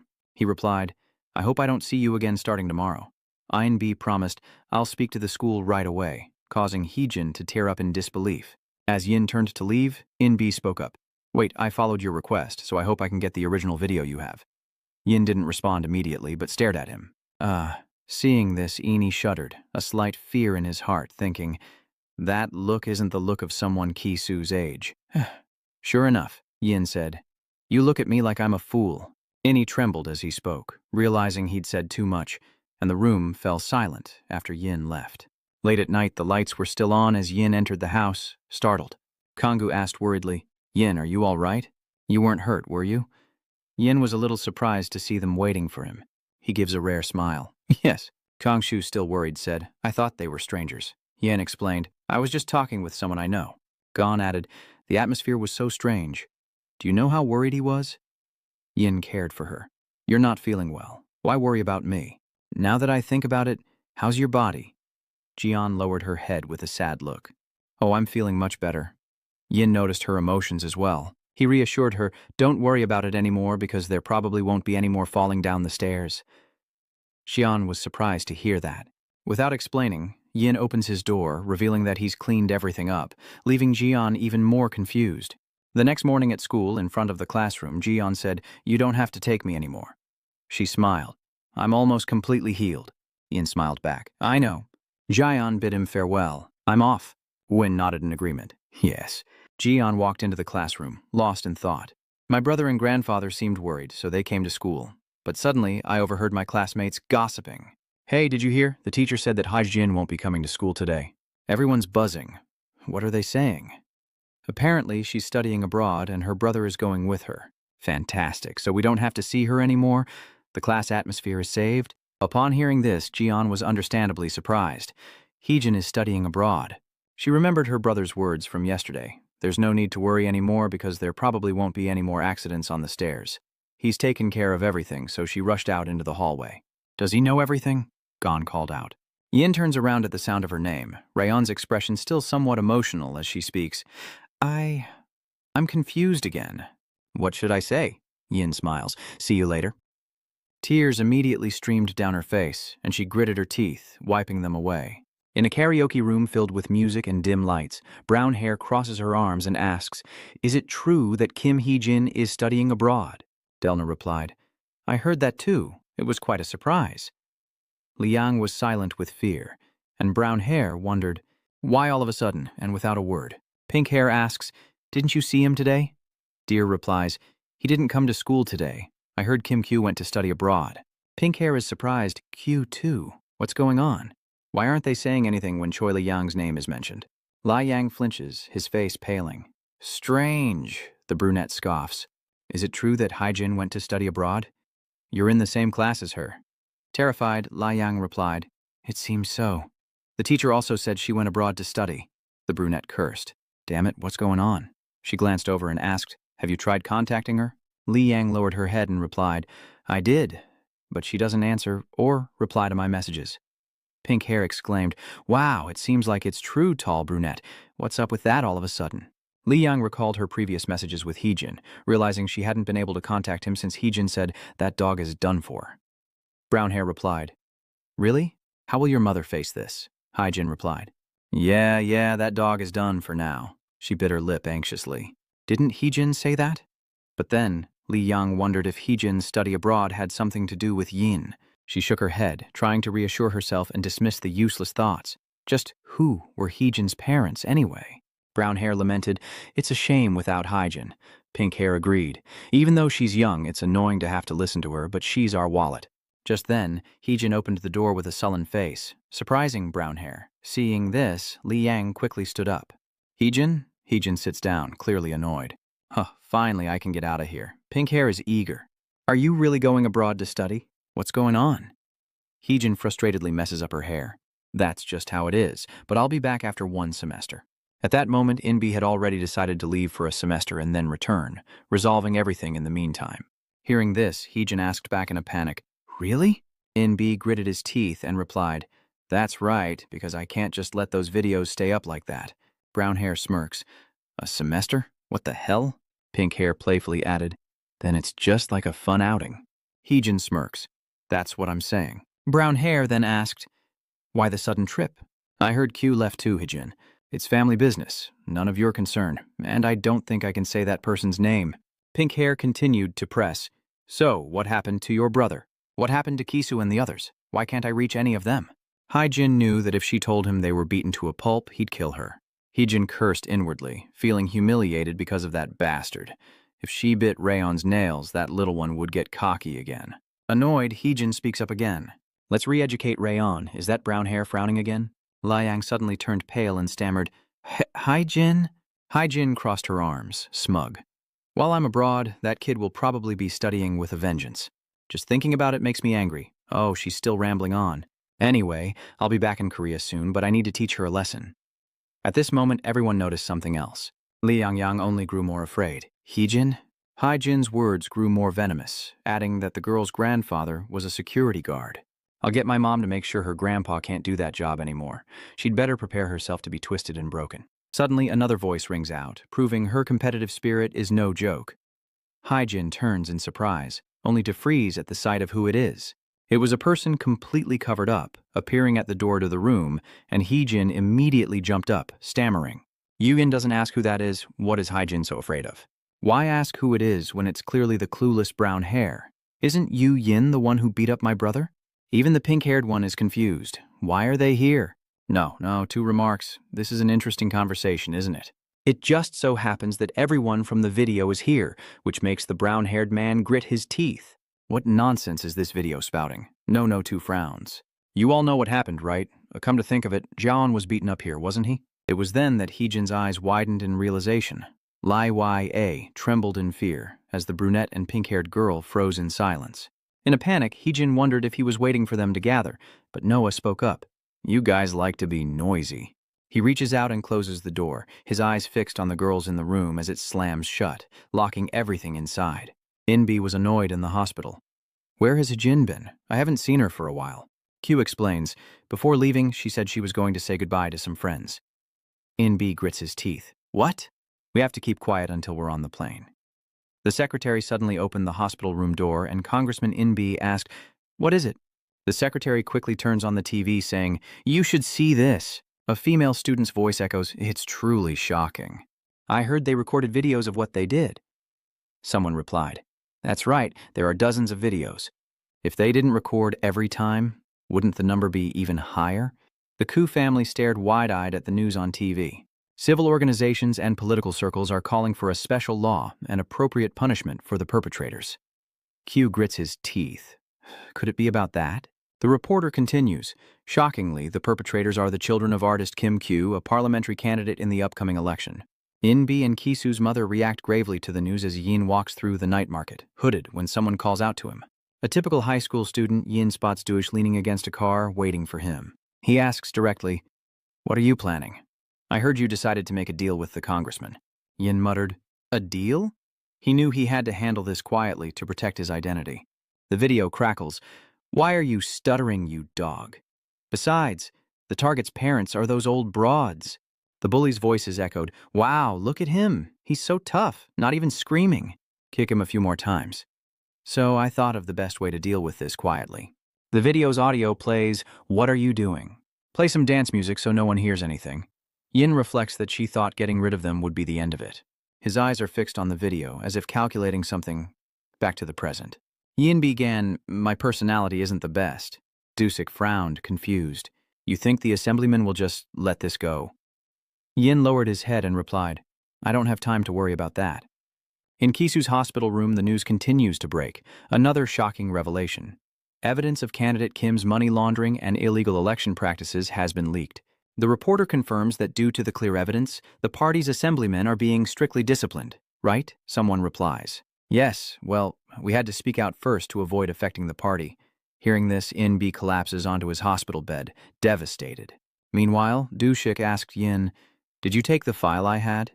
Dushik frowned, wondering if he'd found the evidence he had prepared against Congressman Kim Pyong. What is your true identity? Yin calmly walks past him, just an ordinary high school student. Dushik smiles as if he'd anticipated that answer and remarks, "Indeed, perfectly ordinary." After the incident last night, Yin goes to school as usual. The girls in his class can't stop staring, wanting to be the first to talk to him. Yin silently gazes out the window, completely unconcerned, when his phone suddenly vibrates with a message. It turns out his sister was worried and told him not to worry about her coming home alone and to have fun and come home relaxed. Should he try to get to know his classmates? Juan read the message, a flicker of uncertainty in his eyes. Go out and then come home? What should I do? A moment later, Yung-chan cheerfully greeted him in class. Hello, you're here early today too, huh? Yin replied amiably. Hey, Yung-chan suddenly asked him curiously. Oh, and Yin, are you busy today? He asked Yung-chan, eyes wide. What? He clapped his hands, suddenly remembering something. Oh, are you going home with your sister today? Remembering her words, he quickly smiled and said, No, I'm free today. Yung-chan excitedly asks Yin if that's true, and suggests they hang out after school. He quickly agreed, saying, Okay. Suddenly, Yung-chan froze, his face turning pale. Jody Hyung and Hugh Jin had come looking for trouble. He smirked, saying he'd heard the rumors, that he'd sent Kim Ki-soo off to study abroad. Yung-chan was shocked to hear Hugh Jane's follow-up, that his insane actions had cost him his chance to study abroad. According to the news, those brothers have gone crazy, and the whole class is silent because of this shocking event. Yin speaks up to correct them, saying they must be mistaken. Ju tilted his head, playing dumb. Mistaken about what? I heard Kim Q's gang was all rounded up the other day. Huck Jin chimed in, adding fuel to the fire. Rumor has it they were kicked out by someone, and that someone is you. Rumors are spreading that they left school out of shame. He slicked back his hair and laughed heartily. Those fearless dogs must have been humiliated to be kicked twice. Just how badly were they beaten to leave the country? Even though Wai Eung-chan still had doubts, he secretly acknowledged it. Yin must be a really good fighter. What happened in class wasn't a coincidence. Hee Wook-jin wanted to befriend Yi Hyun. Congrats on taking down Kim Ki. We should celebrate this righteous act. Let's hang out after school, no matter what. Jae Hyung chimed in enthusiastically. That's right, you've only been here a few days. We should hang out. My treat. You're still new to the area, aren't you? Sorry, I already have plans for today. Hearing his answer, they mumbled in surprise. A prior engagement? He emphasized it, just in case I didn't understand. I already have plans with Yung-chan, Du-hyung said, drawing out his words. Oh, really? He deliberately moved closer to Yung-chan and asked, Then we can come along too, right? Is that all right? Yung-chan stammered, his face pale. All right, their goal is achieved, so they won't bother him anymore. Okay, see you later. Seeing Yung-chan's helplessness, Yin asked with concern, Are you okay? With Yin around, I probably won't get bullied, right? He looked up and saw something interesting. The homeroom teacher walks into the class with two students, a boy and a girl who appeared to be new. Yung-chan gasps, and Yin asks curiously, You know them? He asks, excitedly introducing them. Of course, it's Sinon, the daughter of the chairman of SW, the largest company in the country. The male student behind her is Gozdu, as Yung-cha quickly points out. They've lived together since childhood and are always together. Rumor has it he was raised to be Sinon's secretary and bodyguard. Even the homeroom teacher simply stated that many people probably already knew them, so she would skip the personal introductions, officially announcing to the class that these two had been in the U.S. for 2 years as exchange students, and from today on they would be studying with us. Hyuk-jin paled, cursing inwardly. After Yin, it's Gokdu?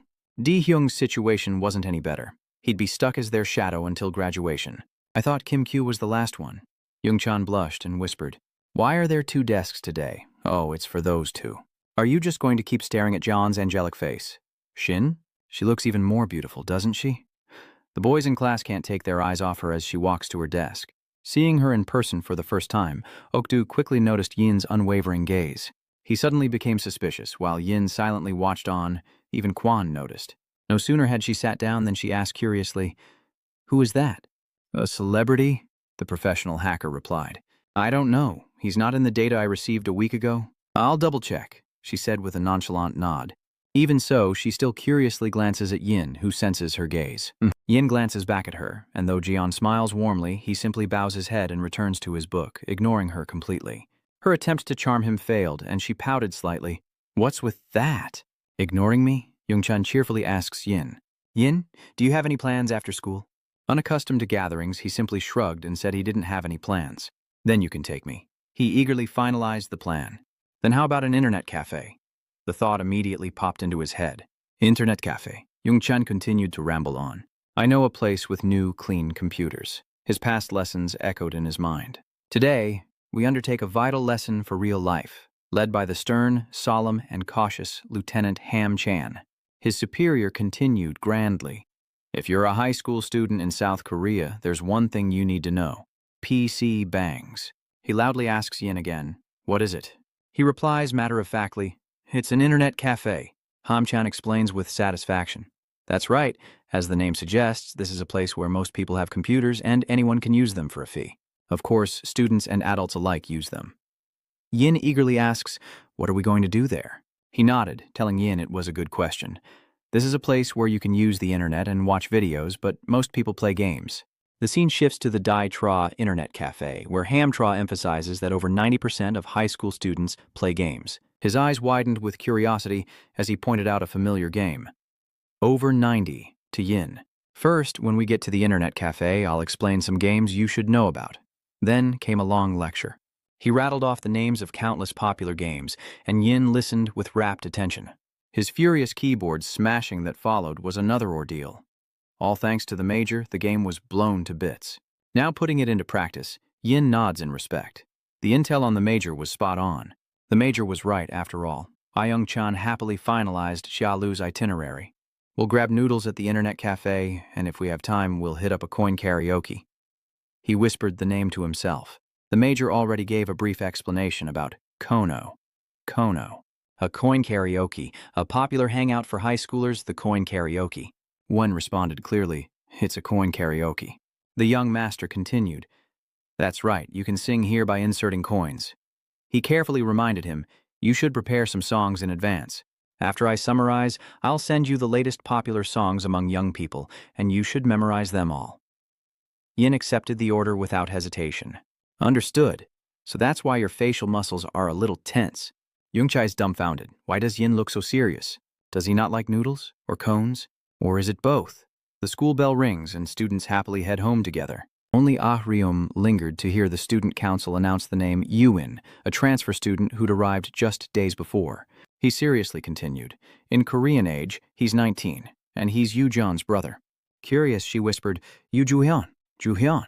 She quickly asks, "He's Yu Gazan's brother?" "I thought Jaon had no family besides her grandfather." Ziyok-du confirms that's right. She lost her parents and brother in a plane crash and lived only with her grandfather. Yo is suddenly suspicious, but her brother? Understanding her feelings, Seo Jane firmly arranges things. Her dead brother has suddenly returned. That was right before we returned. Perhaps we need to investigate Yin. After meeting up, Yin slowly walked home alone when her phone suddenly began buzzing with notifications. So Haijin created a group chat called Dead Game. From now on, Yan Top Ranker will carry this Dead Game group. Tahung cheerfully chimes in, "Let's help each other out." Bowing, bowing. Of course, Young-chan was also in this chat group. T kept gushing. "I can't believe our Young-chan is a top ranker. This is the first time I've ever seen a top ranker in person." Hyuk-jin excitedly chimed in with his friend. "Me too. I thought they were just a legend." Yin was stunned, realizing how quickly he'd adapted, flashing back to when he and Young-chan were side by side at the PC cafe as Hyu-jin sang his praises. Damn, Young-chan is carrying the team like crazy, cleaning up all the mess Yin made. No wonder Taehyung is so intimidated. "Tell me the truth. Your skills are on a completely different level than the average player, right?" But he just humbly replied that his gaming skills were a little different. Taehyung smirks, eagerly asking how much MSR points he has, 2,000, 4,000, or maybe even 6,000. Young-chan, blushing, simply replied, 10,000. The Hyuk-jin gang, unnerved, hastily attend to Young-chan. "What are you doing? Our top ranker looks thirsty. Are you hungry too?" Only Yin doesn't quite understand their conversation, while Taehyung and the others continue to discuss it in the group chat. "Yun needs more practice. You're playing terribly." Hyuk-jin quickly chimed in. "Young-chan's carrying you hard. Drop that Tishi's character, okay?" Young-chan quickly came to his defense. "That's not true. Yin never plays games anyway. It's normal for him not to be allowed to play. Reading a barrage of messages, he broke out in a cold sweat when suddenly Rajan's voice echoed in his ear. So, you're just getting home now? It turns out she ran into Yin on her way back. He smiled gently and happily asked Rajan, "Yeah? What are you doing here?" She softly replies, "I was just taking out the trash." Holding out the bag, she asks him to buy some more food, and Yin chivalrously offers to carry it for her. But she waved him off, saying, "No need, it's light." As they walked home together, she curiously asked, "Were you hanging out with friends earlier?" Yin smiled, nodding in agreement. "Yeah." She was secretly happy to see him getting along with others. He's already made friends. And here I was, worried people would keep their distance. She cheerfully asked where he was going with his friend, and without hesitation, Yin answered clearly. Internet cafe. Since she wasn't familiar with them, John just mumbled a response. "Is that so?" She wondered to herself. He must go to internet cafes with his friends a lot when he's abroad. Yin's question suddenly catches her off guard. "Are you okay?" He subtly followed up about school, and John was relieved, knowing he was simply concerned for her. With a bright smile, she replied, "Don't worry, I've been enjoying school lately." Seeing her radiance, Yin felt a surge of happiness as well. Good. On the way back, they happily chatted with each other. "Aren't you hungry?" "Oh, did you eat with your friends?" Remembering all the snacks that he, Jain, and the others had given Yang Chan, he chuckled and said, "Yeah, I had a lot to eat at the internet cafe." Concerned, Yin asked her, "What about you?" Have you eaten?" She replied softly, "Not yet. I was planning to wait for Dad to get home." Yin hums in agreement, and Jayon excitedly adds, "I'm almost home." The thought of everyone eating together made him blurt out, let's eat together." Gon was a little surprised, as he'd already eaten. But Yin rubbed his stomach, saying he'd only had a little and was hungry again. The brothers' home glowed warmly with light as Kang Shu praised John while holding a bowl of rice. "Oh my, our Gazan's cooking skills are improving every day." But he smiled kindly, adding, "You made the soup too, didn't you?" This heartwarming scene made Yin smile foolishly. Kangu even turns to him and asks, "Yin, the food is delicious, isn't it?" Without hesitation, he affirmed, "It's very delicious." So, Grandpa happily complimented Jian. "See, even Yin says it's good."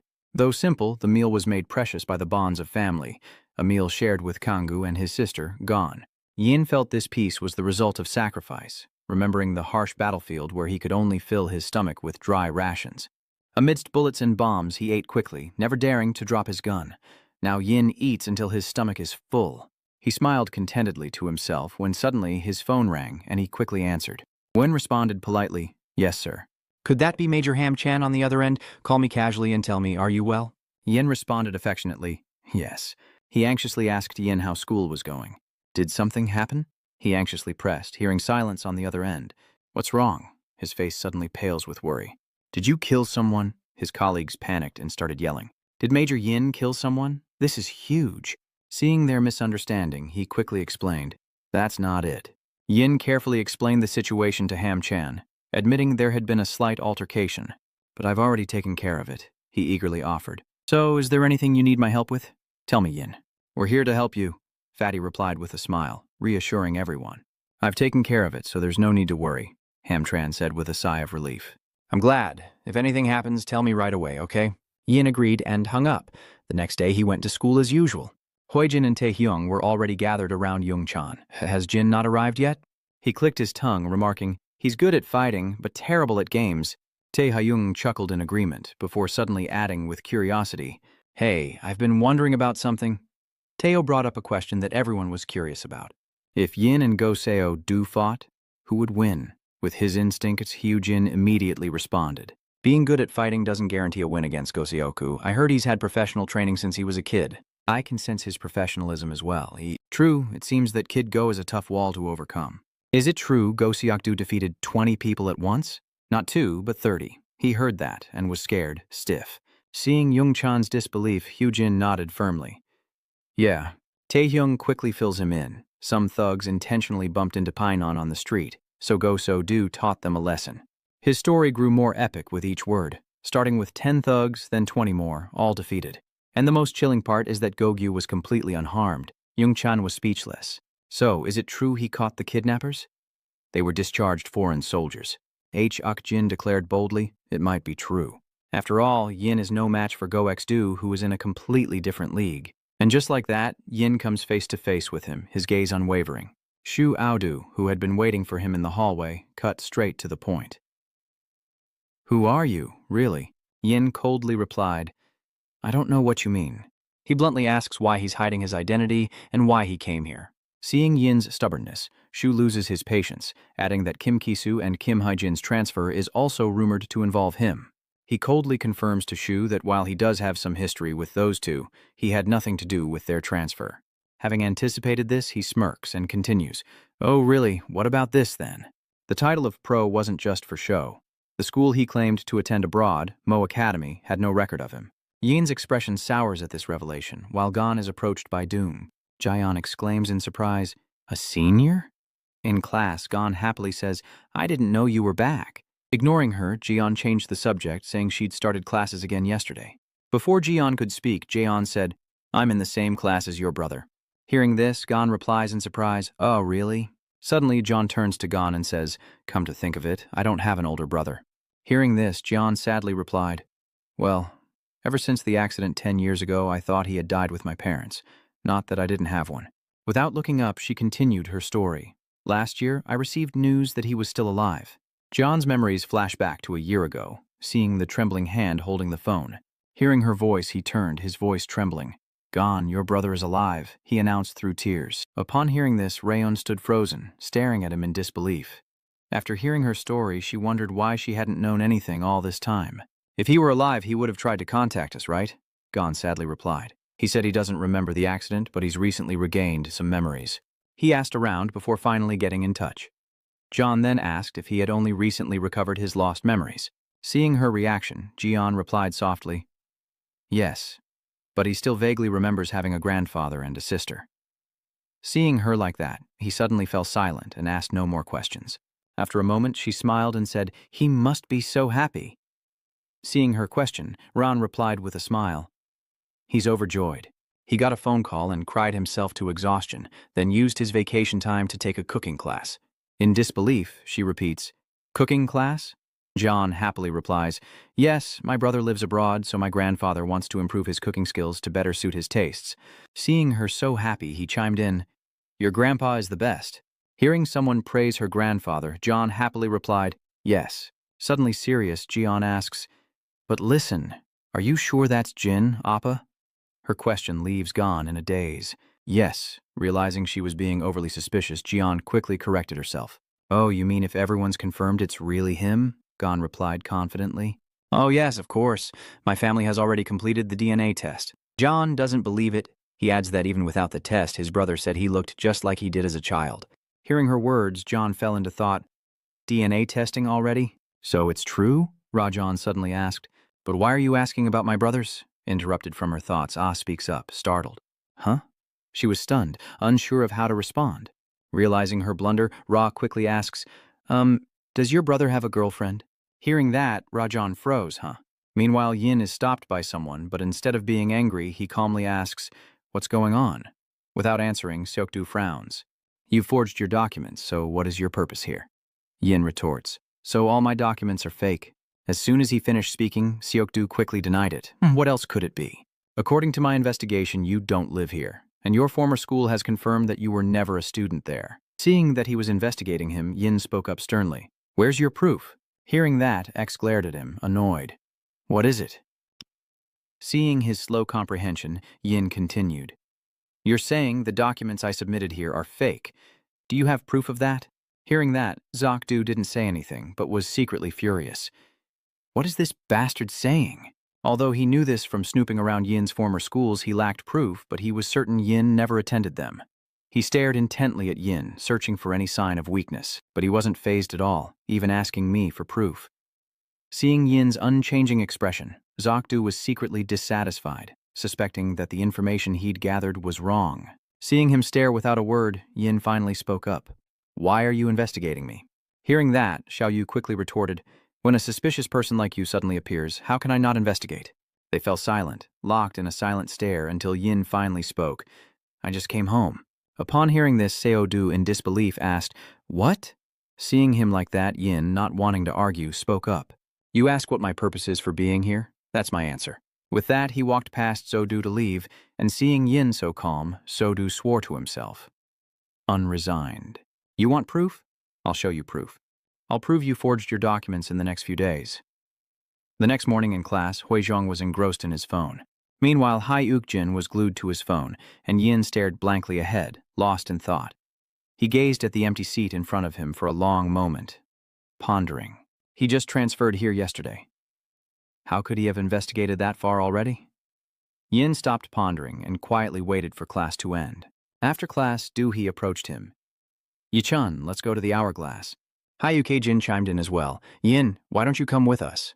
Hearing this, Yin smiled and replied, I can't today. It's my grandfather's birthday. Hearing this, Hyuk-jin said, Then let's go, shall we?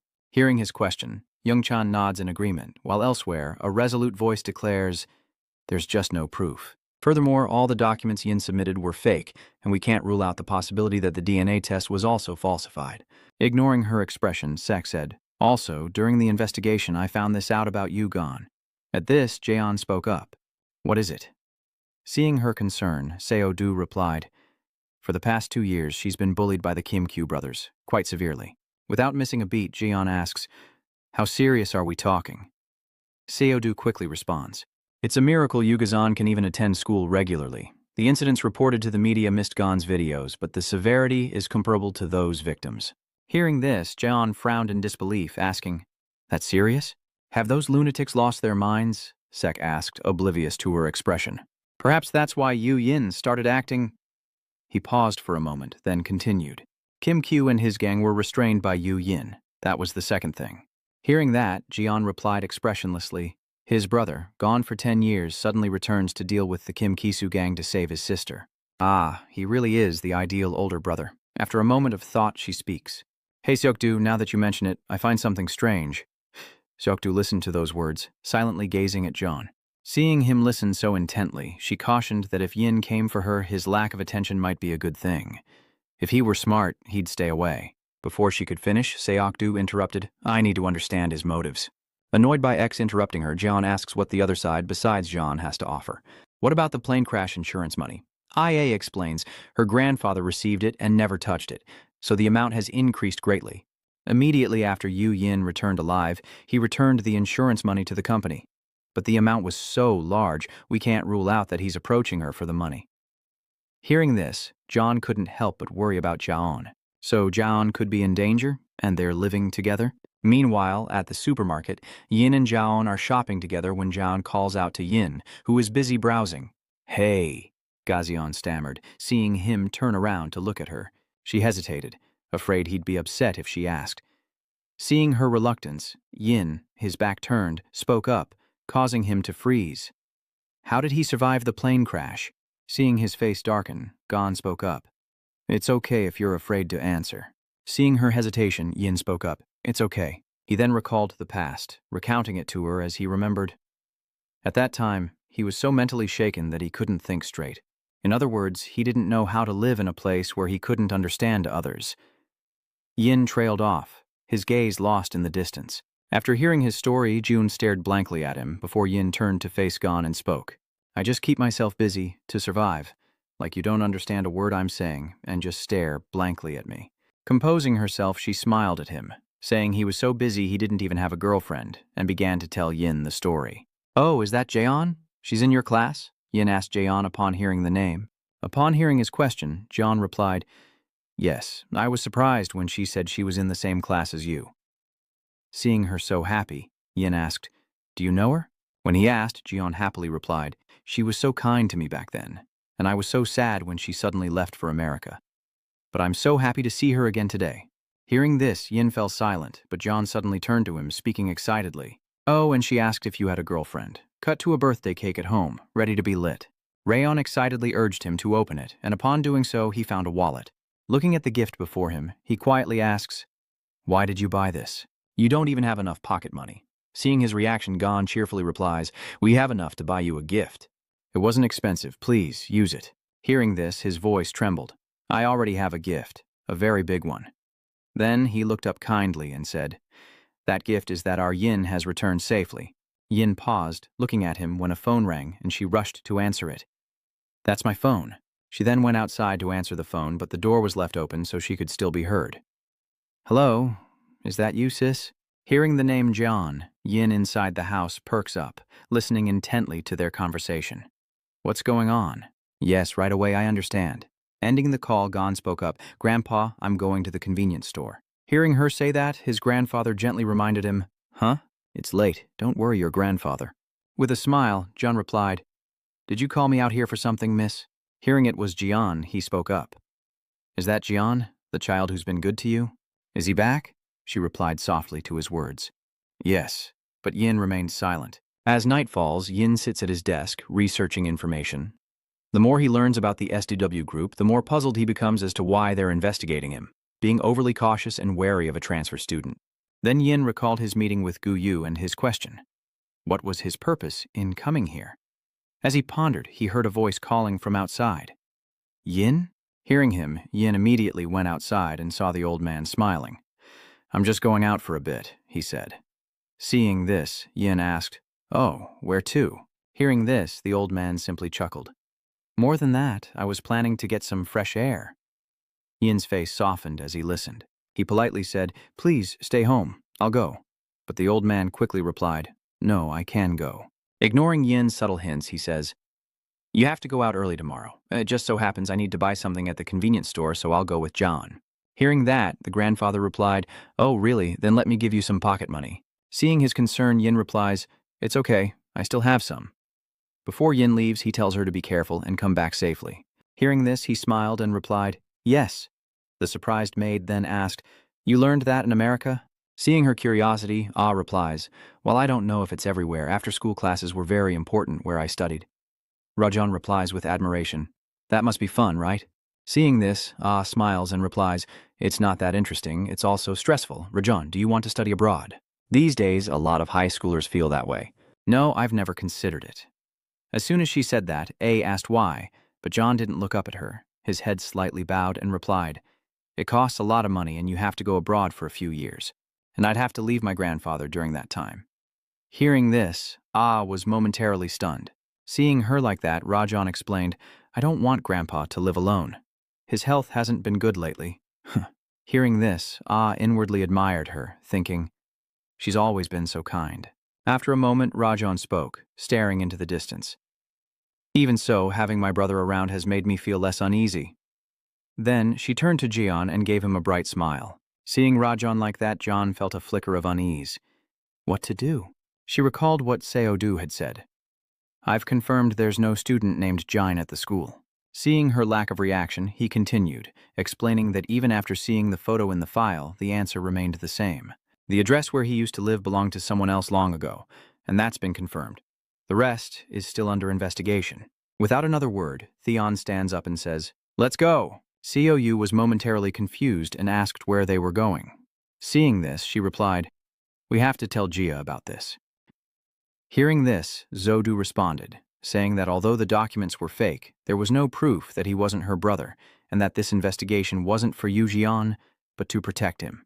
John responds, clearly displeased, A 10-year-old missing persons report was faked, and that person is living under the same roof as Jian. So, now that I'm okay, you're telling me to shut up?